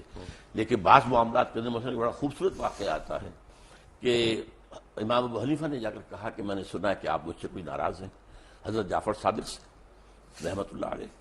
تو کہا ہاں میں نے سنا ہے کہ تم ہمارے نانا کی حدیث پر اپنی رائے کو ترجیح دیتے ہو. انہوں نے اس کے حضرت سلکن بالکل نہیں، قطعاً غلط آپ کو بتایا گیا ہے. اگر میں اپنی رائے کو ترجیح دیتا تو مسح میں پاؤں کے تلوے کے مسح کا حکم دیتا، اوپر کا نہیں. زیادہ خراب تو تلوہ ہوتا ہے، میں اس کا حکم نہیں دیتا، حدیث کے اندر جو آیا اس پر عمل کرتا ہوں. اگر میں اپنی رائے پر عمل کرتا تو رمضان کے روزے جو ہیں حائضہ عورت کے، ان کی جو ہے وہ قضا ہے، اور نماز کی نہیں. میں تو نماز کی قضا رکھتا کہ نماز پہلے ہے. تو اس حوالے سے انہوں نے کہا کہ نہیں، ان کے درمیان کوئی اختلاف نہیں تھا، بہت اچھے تعلقات تھے. پھر فرق ہونا شروع ہو گیا. اس کے بعد فرق ہوا ہے. اس کے بعد وہ کن باتوں پہ؟ جی کن باتوں پہ؟ اصل میں اس کے تفاصیل میں جانا مشکل ہے میرے لیے، لیکن بہرحال یہ کہ ایک فقہ بھی رفتہ رفتہ مرتب ہوئی ہے جو کہ فقہ جعفری کہلاتی ہے. اور اس کے بعد یہ کہ کب سے پھر وہاں ایک معصوم امام کا تصور ہوا ہے، اب یہ ایک ریسرچ کی بات ہے، میں اس میں تفصیل میں نہیں جا سکتا. لیکن ایک فرق مجھے لگتا ہے بڑا، جی اور مجھے لگتا ہے کہ فقہ جعفریہ کو ہم پہ ایک ایج ہے، وہ ہے اجتہاد کی. وہ آج کے زمانے میں بھی اجتہاد کر رہے ہیں، جبکہ ہم سنی سنائی اس طرح سے روایات پہ آگے. آپ کی بات صحیح ہے، میں مانتا ہوں اس کو. انہوں نے انسٹیٹیوشن آف اجتہاد کو کھلا رکھا ہے. ہمارے ہاں یہ کوئی 400 سال سے 500 سال سے یہ بند ہے، تو اس سے بھی لیکن کوئی بہت بڑا فرق واقع نہیں ہوا ہے. فرق ہوتا ہے نا. اب تو ہمارے دیکھیں نا، امام ابن تیمیہ کے پاس ایک دفعہ اب بھی میں آپ سے عرض کرتا ہوں کہ فقہی لیول پر فقہ جعفری اور فقہ حنفی اور فقہ مالکی میں بہت زیادہ فرق نہیں ہے. فرق کیا؟ بہت کم فرق ہے. اب یہ کہ ایک ہاتھ چھوڑ کر نماز پڑھ رہے ہیں تو مالکی بھی ہاتھ چھوڑ کر پڑھ رہے ہیں. کسی نے یہاں ہاتھ باندھ لیا ہے نیچے ناف کے، اور کسی نے یہاں ہاتھ باندھ، کوئی فرق نہیں پڑتا. ساری تو ریکارڈڈ ہسٹری ہے ہماری پچھلے 1400-1500 سال کی. تو حجۃ الوداع پہ حضور اکرم صلی اللہ علیہ وسلم نے جس طرح نماز پڑھی، وہ ہم کیوں رائج الوقت نہیں کر سکتے؟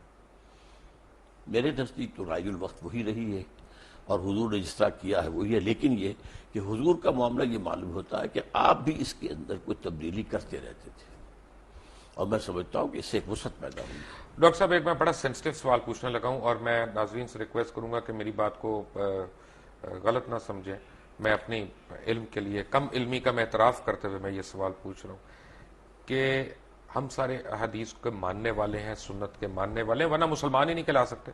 اگر کوئی بھی شخص کہے کہ میں سنت رسول کو نہیں مانتا یا احادیث کو نہیں مانتا تو وہ تو مسلمان ہی نہیں ہے. لیکن ہم حدیث جب پڑھتے ہیں تو اس میں ہم دیکھتے ہیں کہ کرونالوجیکل آرڈر نہیں ہے، کہ اگر حضور اکرم صلی اللہ علیہ وسلم نے ایک دفعہ پانی کھڑے ہو کے پیا، یہ نہیں پتا کون سے دن، کون سی تاریخ، کس وقت. اسی طرح انہوں نے پانی بیٹھ کے بھی پیا، کون سے دن، کون سی تاریخ، کون سے وقت. تو اس میں پرابلم یہ ہے کہ چند صحابہ جنہوں نے اس کے راوی ہیں، ادھر بھی کوئی صحابی راوی ہیں. اب میرے اور آپ کے اوپر ڈیپینڈ کرتا ہے ہم کس صحابی کی روایت کو لے رہے ہیں. جو اس کو صحابی کی روایت کے علاوہ یہ کہ صحابی سے جب روایت ہوتے تابعین، تبع تابعین تک ہوتے ہوئے محدثین تک آئی، تو کون سی چین زیادہ مضبوط ہے، بس.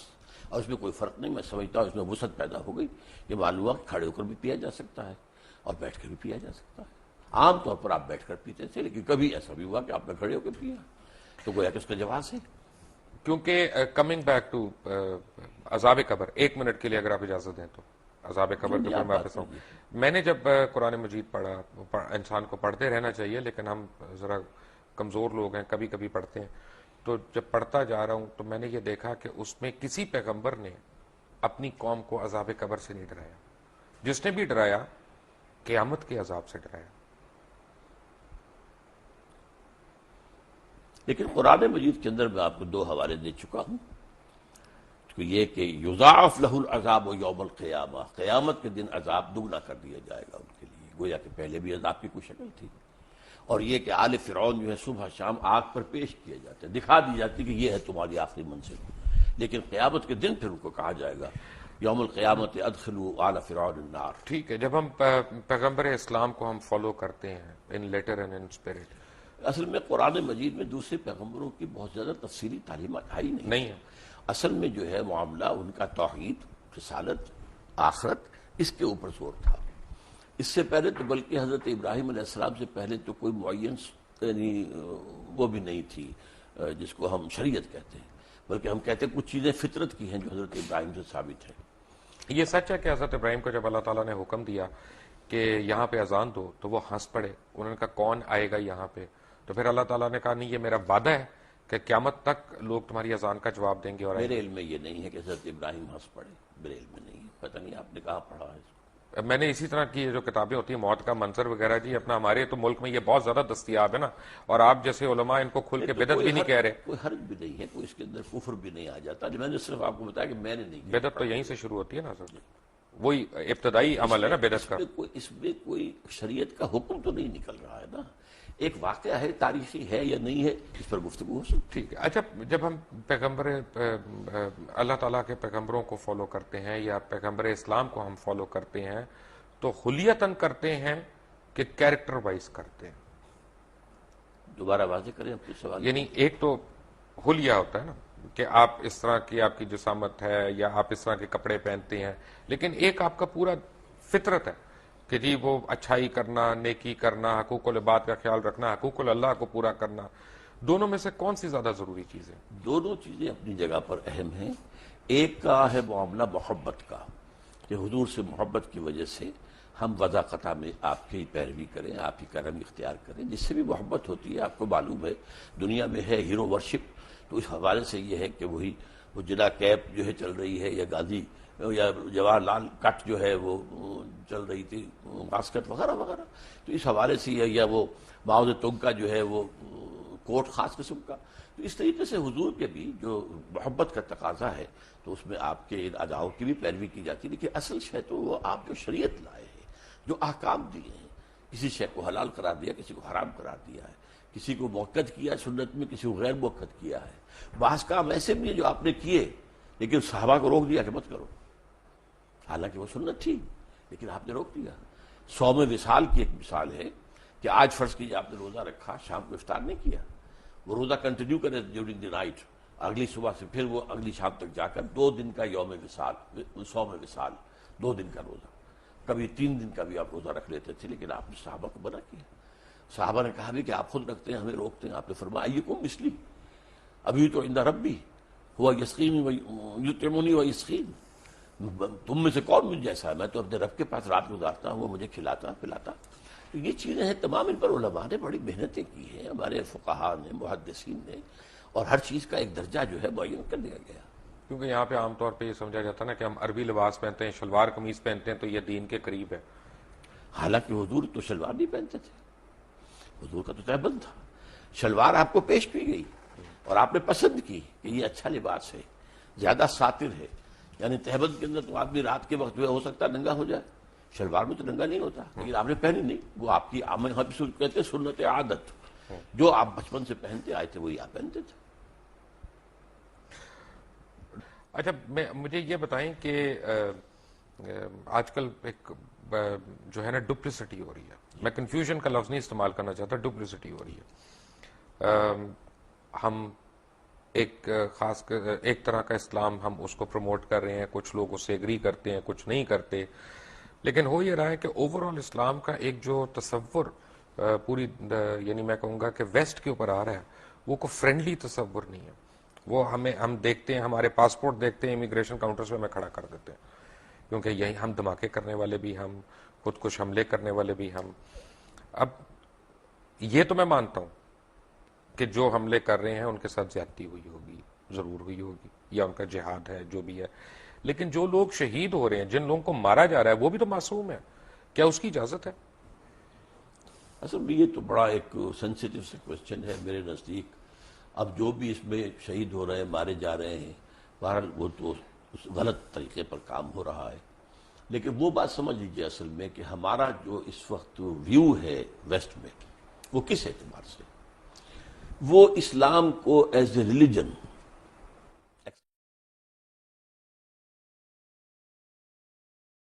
سوشو اکنامک سسٹم کے طور پر ماننے کو تیار نہیں ہے. اور انہیں خطرہ یہ نظر آ رہا ہے کہ دنیا میں مسلمانوں کے اندر ایک دبی ہوئی چنگاری ہے. وہ جو علامہ اقبال نے ابلیس کی مجلس شورا میں جو ابلیس سے کہلوایا تھا کہ نہ مجھے اشتراکیت سے کوئی ڈر ہے اور نہ جمہوریت سے ہے، اگر کوئی خطر مجھ کو تو اس امت سے ہے، اس کی خاکستر میں ہے اب تک شرار آرزو. ان میں ایک آرزو ہے کہ ہمارا ایک نظام تھا، ایک پولیٹیکل سوشو اکنامک سسٹم تھا، ہمارا اپنا جو کرمنل لا تھا، ہمارا سول لا تھا، ہمارے فیملی لاز تھے، ہمارے جو ہے لا آف ایویڈنس تھا، یہ سارے قوانین تھے ہمارے، چلے تھے، 1000 برس تک چلتے رہے. تو اب ہم دوبارہ جو ہے اس کو دنیا میں نافذ کریں، یہ چیز وہ ہے جو ویسٹ کو گوارا نہیں ہے. چنانچہ جیسے ہی پچھلی صدی کے اواخر میں یو ایس ایس آر ختم ہوا اور اس کے بعد نیٹو کو اثر نو آرگنائز کرنا شروع کیا گیا اور اس کی توسیع کی کوشش ہوئی، تو پوچھا گیا تھا نیٹو چیف سے کہ اب کس کے لیے؟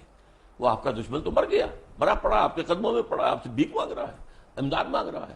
انہوں نے کہا تھا اب ہمیں خطرہ اسلامک فنڈامنٹلزم سے ہے. یہ ہے اصل جو خطرے کی بات ہے کہ جو انہیں ہے. اسی کو کرش کرنے کے لیے آپ اندازہ کیجیے جتنی بڑی جو ہے کولیشن بنی ہے افغانستان کے لیے، عراق کے لیے کیوں نہیں بن سکی؟ کیونکہ عراق میں کوئی اسلامی ایشو نہیں تھا، مذہبی ایشو نہیں تھا، وہاں تیل کا معاملہ تھا یا جو بھی تھا. میرے نزدیک وہ پہلا قدم تھا گریٹر اسرائیل کی طرف، اس لیے کہ جب صدام کی حکومت ختم ہوئی ہے اور اس کے مجسمے گرے ہیں تو شیرون نے کہہ دیا تھا پہلے دن ان قریب عراق پر ہمارا قبضہ ہوگا. It was the first step towards the establishment of Greater Israel. یہاں ایران، یہاں افغانستان میں تو ایسی باتیں نہیں تھی. گریٹر اسرائیل کے تو تھریٹ ہم بھی ہیں، ہم کیونکہ نیوکلیئر پاور ہیں. گریٹر اسرائیل کے تھریٹ ہم نہیں ہے، we are not included in that. وہ جو بھی ہے ہمارے نیوکلیئر پاور کے خلاف جو بھی کریں، لیکن گریٹر اسرائیل جو ہے عراق ہے، شام ہے، سیریا ہے، لبنان ہے، اور حجاز کا بھی شمالی علاقہ ہے، مدینہ اور خیبر وغیرہ جہاں یہودی آباد تھے، اور ترکی کا بھی جنوبی علاقہ ہے، اور مصر کا جو بہترین علاقہ زرخیز ڈیلٹا کا، وہ سارا اس میں ہے. ویسے کافی میں یہودیوں کو جانتا ہوں جو نیو یارک وغیرہ میں رہتے ہیں، وہ بڑے خلاف ہیں اسرائیلیوں کے، کیونکہ ان کی کتابوں میں لکھا ہے کہ اسرائیل جب یہاں پہ بنے گا تو وہ آخرت کے قریب ہوگا.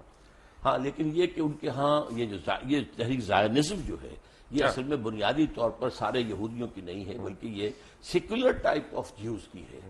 اور یہ وہ لوگ ہیں کہ جو در حقیقت جو بینکرز ہیں بڑے بڑے اور جو کہ کنٹرول کر رہے ہیں دنیا کی اکانومی کو، وہ زائنزم کی سب. آپ بینکنگ کی بات کر رہے ہیں، اکانومی کی بات کر رہے ہیں. جو مسلمانوں میں مجھے اکانومی کی ایک مثال میں دے سکتا ہوں، وہ ہے حضرت یوسف علیہ السلام کی.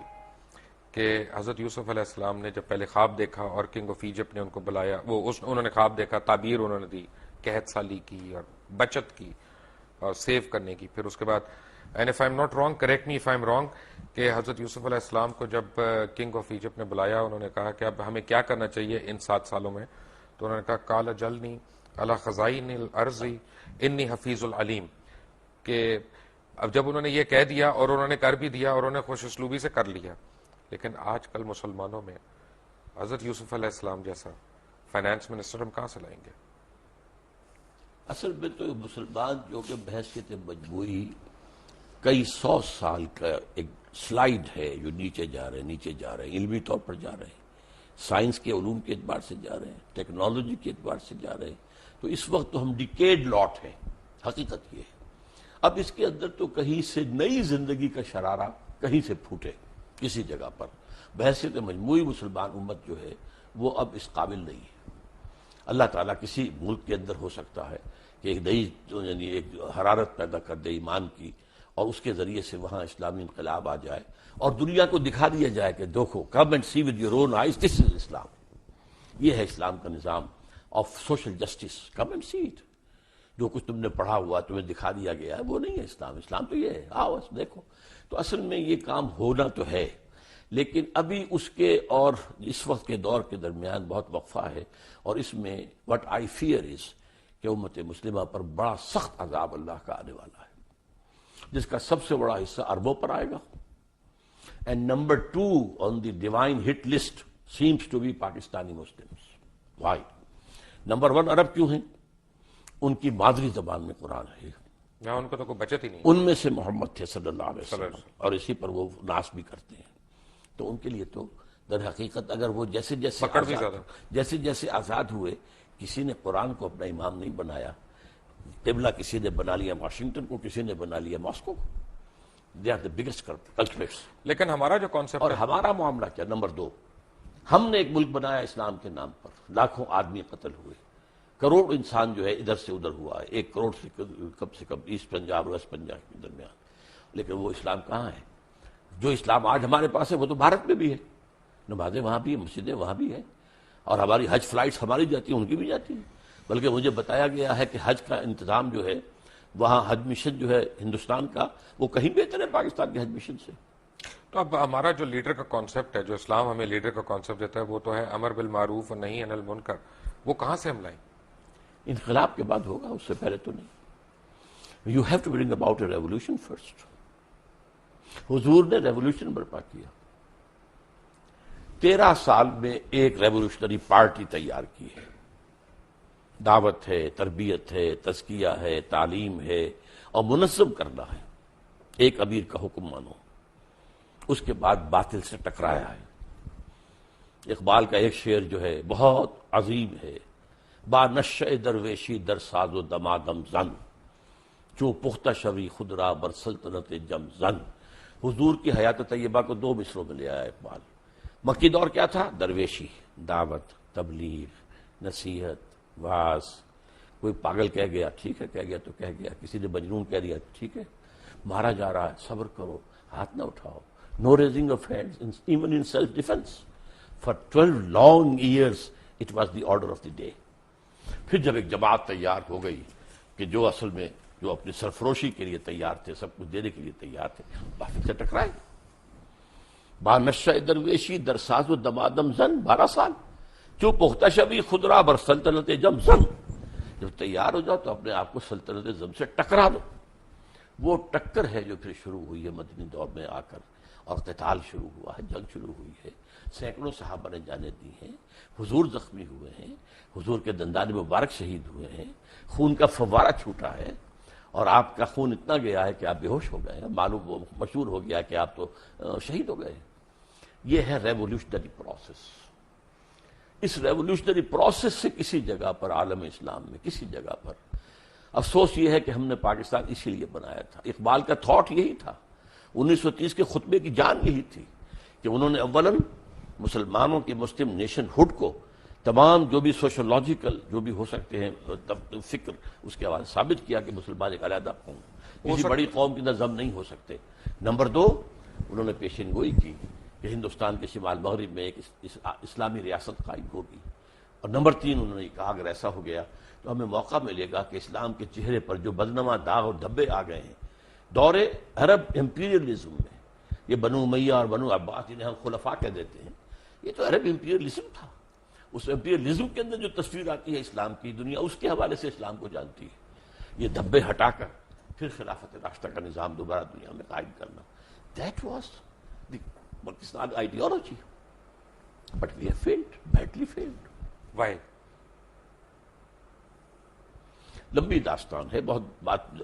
میں سمجھتا ہوں کہ ان میں اصل میں ایک تو جو مسلم لیگ کی تحریک کے اندر کچھ انہیرنٹ ویکنیسز تھیں وہ سامنے آئی.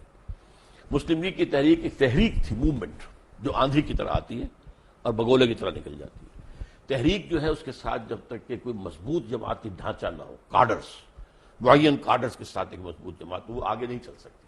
یہی فرق تھا مسلم لیگ میں اور کانگریس میں. کانگریس ایک مضبوط جماعت تھی, اس کے کارڈرز تھے, اس کا نظم تھا. مسلم لیگ کا نہیں تھا معاملہ, وہ تو ایک تحریک تھی. اور در حقیقت ایک چونکہ ایمرجنسی کی حالت پیدا ہو چکی تھی کہ مسلمانوں نے ہند کا کیا جو ہے مستقبل ہوگا, تو اس حوالے سے پاکستان بنتے ہی مسلم لیگ تو ختم ہو گئی, جسٹ میلٹڈ اوے. اور اس کے بعد کیا ہوا؟ چونکہ مسلم لیگ کی زیادہ قیادت مائنورٹی پروونسز سے آئی ہوئی تھی، ظاہر بات ہے کہ یہاں کے سنز آف دی سوائل تو وہ نہیں تھے، اب مرنا بھی تھا، ایک ایک کر کے مر گئے، اور ظاہر سے پھر یہاں پر تو سارا معاملہ جو آیا ہے پھر وڈیروں کے ہاتھ میں آ گیا، بیوروکریسی کے ہاتھ میں آ گیا، اور اس میں ایک بہت بڑی غلطی مولانا مودودی سے ہوئی، وہی جس کا پہلے ذکر ہو چکا ہے۔ وہ پاکستان موومنٹ سے علیحدہ رہے، انہوں نے ساتھ نہیں دیا، انہوں نے کہا کہ ہم ایک اصولی اسلامی تحریک جو ہے وہ برپا کر رہے ہیں، لیکن پاکستان میں آ کر ان سے غلطی ہوئی، انہوں نے الیکشن میں حصہ لے کر اور ایک پولیٹیکل پارٹی بنا دیا، اور نتیجہ کیا ہوا؟ اب گویا کہ اسلام ایک پولیٹیکل ایشو بن گیا۔ اس سے پہلے مولانا مودودی مطالبہ لے کر کھڑے ہوئے تھے اسلامی دستور کا، اس وقت تک چونکہ جماعت پولیٹیکل پارٹی نہیں تھی تو تمام حلقے جتنے تھے مذہبی انہوں نے ان کا ساتھ دیا۔ ایک غلطی یہ تھی، کیا؟ کانسٹیٹیوشن 1973 کا جو پروگرام شروع ہونے سے پہلے میں آپ سے ذکر کر رہا تھا، جس میں آپ نے مجھ سے پیج پوچھا تھا، میں نے پیج 129 آپ کو کوٹ کیا تھا۔ جب ہم بریک سے آئیں گے تو ہم اس کے اوپر بات کریں گے کہ اسلام ممانعت کرتا ہے بڑی سختی سے فرقہ بندی کی، ہمارا آئین جو ہے فرقوں کو ریکگنائز کر رہا ہے، اور چاہے وہ انفرادی طور پہ کر رہا ہے چاہے وہ اجتماعی طور پہ کر رہا ہے۔ ڈاکٹر صاحب میں نے آپ کو کانسٹیٹیوشن دکھایا، اس میں پریمبل میں ایک چیز لکھی ہوئی ہے کہ where in the principles of democracy, freedom, equality, tolerance and social justice as enunciated by Islam shall be fully observed۔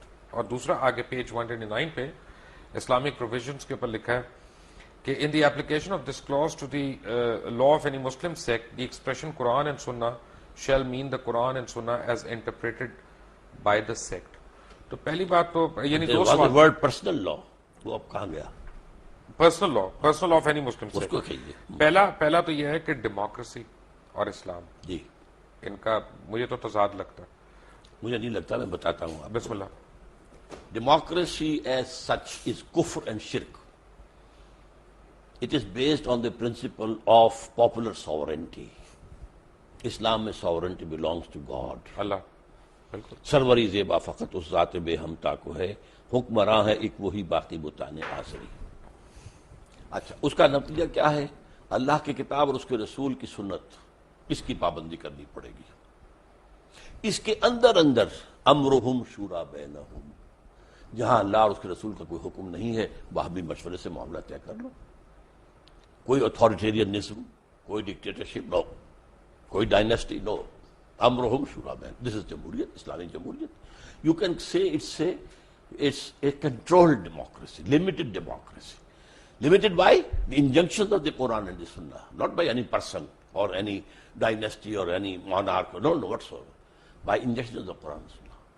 میں اس کی مثال دیا کرتا ہوں، بہت سادہ سی ہے، 2 منٹ میں ذرا لے لیجئے کہ اگر آپ کے پاس ایک گھوڑا ہے، آپ چاہتے ہیں کہ وہ بھاگے بھی نہ لیکن یہ کہ جڑ بھی نہ جائے اس کے ہاتھ پاؤں، تو آپ نے 200 گز کی رسی سے باندھ دیا ایک کھونٹے کے ساتھ۔ اب ایک سرکل وجود میں آ جائے گا 200 یارڈز جو ہے ریڈیس کا، اس میں گھوڑا آزاد ہے، مشرق جائے، مغرب جائے، شمال جائے، جنوب جائے، 150 گز جائے، 200 گز سے ایک گز نہ ادھر نہ ادھر نہ ادھر نہ ادھر۔ دس is Islam. Injunctions of the Quran and the Sunnah, that is the circle. You can't cross it. لا تعتدوا حدود اللہ، تلک حدود اللہ فلا تعتدوها، تلک حدود اللہ فلا تقربوها۔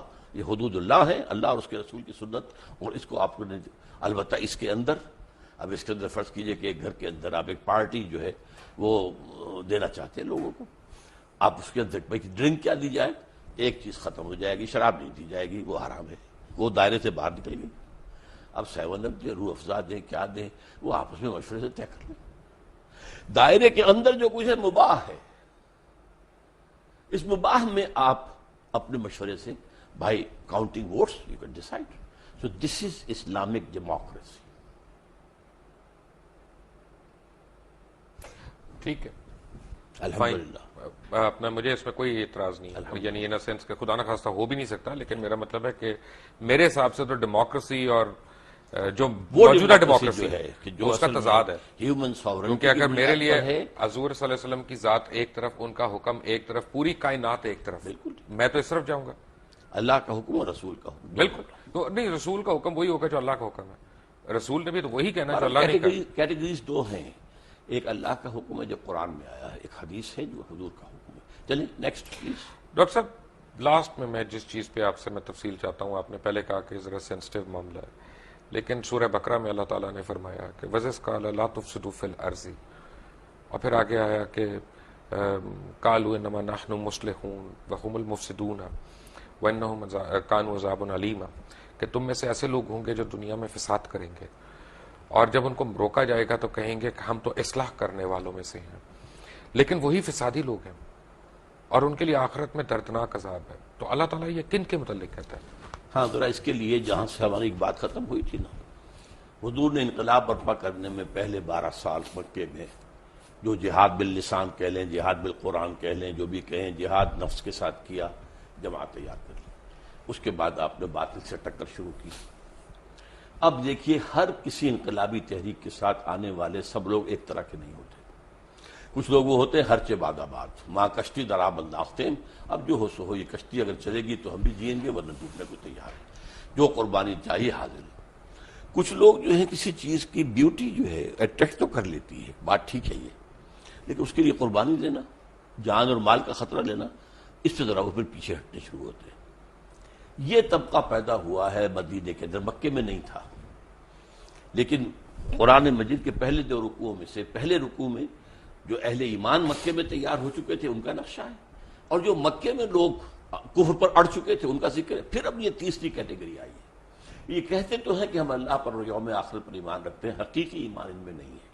ان کا معاملہ یہ ہوا تھا جب حضور نے، میں نے آپ سے کہا 6 مہینے آپ نے لیے 3 کام کیے، کنسٹرکشن آف دی ماسک، اور بھائی چارہ مہاجرین اور انصار میں، اور یہودیوں کو جکڑ لیا ایک معاہدے میں، میثاق مدینہ۔ اس کے بعد آپ نے ایڈوانس شروع کر دیا، مکے کی طرح چھوٹے چھوٹے دستے بھیجنے شروع کر دیے، پرووکیشن کر رہے ہیں آپ۔ تو ان لوگوں کا یہ کیا کر رہے ہیں، یہ قریش کے ساتھ بڑھواؤ گے، ہمیں مرواؤ گے، کیا کرو گے؟ اب انہوں نے حضور کے خلاف بات شروع کی۔ اب یہاں ایک پارٹی ڈسپلن تھا، حضور اللہ کے نبی بھی تھے، رسول بھی تھے صلی اللہ علیہ وسلم، اور مسلمانوں کے امیر بھی تھے، سپہ سالار بھی تھے۔ اب ان کے خلاف جو ہے چیمیں گوئیاں ہو رہی ہیں، یہ خامخواہ یہ کیا کر رہے ہیں، بس تبلیغ کے ذریعے سے کرتے رہیں، گڑ دے کے مارا جا سکتا ہو تو خامخواہ کسی کو زہر دینا ہے، یہ خامخواہ جس میں جان اور مال کا خطرہ آتا ہے۔ تو اس لیے انہوں نے پیچھے ہٹنے کی کوشش شروع کی۔ ان سے کہا کہ یہ کیا فساد مچا رہے ہو؟ فساد کیا ہے؟ جماعت کے اندر فساد، اس جماعت کے اندر تم جو ہے اب حلقے پیدا کر رہے ہو، اور اب یہاں پر بیٹھ کر جو ہے وہ امیر کے خلاف جو ہے وہ سازشیں کر رہے ہو، یہ فساد ہے۔ ان کا نہیں، ہم تو در حقیقت اصلاح کرنے والے ہیں، ہم کہتے ہیں کہ تم کیوں قریش سے ٹکرا رہے ہو، فساد تو تم پیدا کر رہے ہو، ہم تو نہیں کر رہے۔ لیکن انہوں نے کہا کہ اصل میں مفسد یہی ہے، اس لیے کہ وہ تو اس بڑے فساد کو ختم کرنے کے لیے جہاد کرنا پڑے گا اب، شرک کے خاتمے کے لیے اور اللہ کی حکومت قائم کرنے کے لیے۔ اس لیے کہ اللہ تعالیٰ نے 3 مرتبہ حضور کے لیے فرمایا ہے قرآن میں، هو الذی ارسل رسولہ بالہدی ودین الحق لیظہرہ علی الدین کلہ، کسی اور نبی کے لیے یہ الفاظ نہیں آئے، بھیجا ہی اس لیے تاکہ اس دین حق کو نافذ کرے اور غالب کرے، لہذا آپ کو تو یہ کام کرنا ہی کرنا تھا۔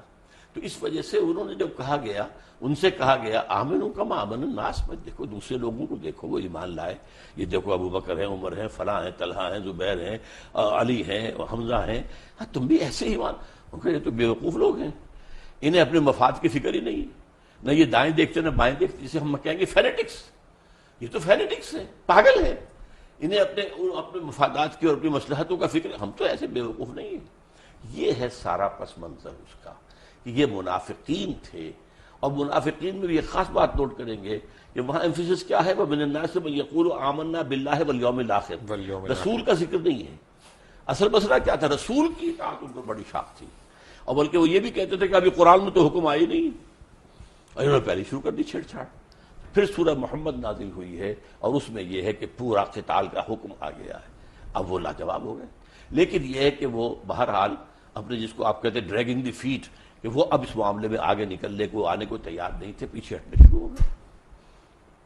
یہ وہ طبقہ تھا۔ جب تک کہ آپ حضور کی سیرت کو ایک ڈائنامک اور انقلابی انداز میں نہیں سمجھیں گے، آپ کی سمجھ میں نہیں آئے گا۔ ایک چلتے چلتے میں ایک آپ کو میں سوال پوچھوں گا، حالانکہ میں نے کہا تھا لاسٹ کویسچن، کہ آپ یہ نہیں سمجھتے کہ ہم مسلمانوں کا ایک المیہ یہ ہے کہ ہمیں اپنے دین کا ہی نہیں پتہ، نہ ہم پتہ کرتے ہیں، بس سینہ بسینہ جو کہاوتیں ہماری چلی آ رہی ہوتی ہیں ان پہ ہمارا پورا ایمان بیسڈ ہے، خود ہم تحقیق نہیں کرتے، خود قرآن مجید کو پڑھتے نہیں، تفاسیر کو نہیں کھولتے، اور یہ کمی ہے بڑی ہم سے سیریس۔ آپ کی اس بات سے 100% اتفاق ہے، میں نے اپنی زندگی کے 50 برس اسی کام میں لگائے کہ قرآن پڑھوں اور پڑھاؤں، سیکھوں اور سکھاؤں، سمجھوں اور سمجھاؤں.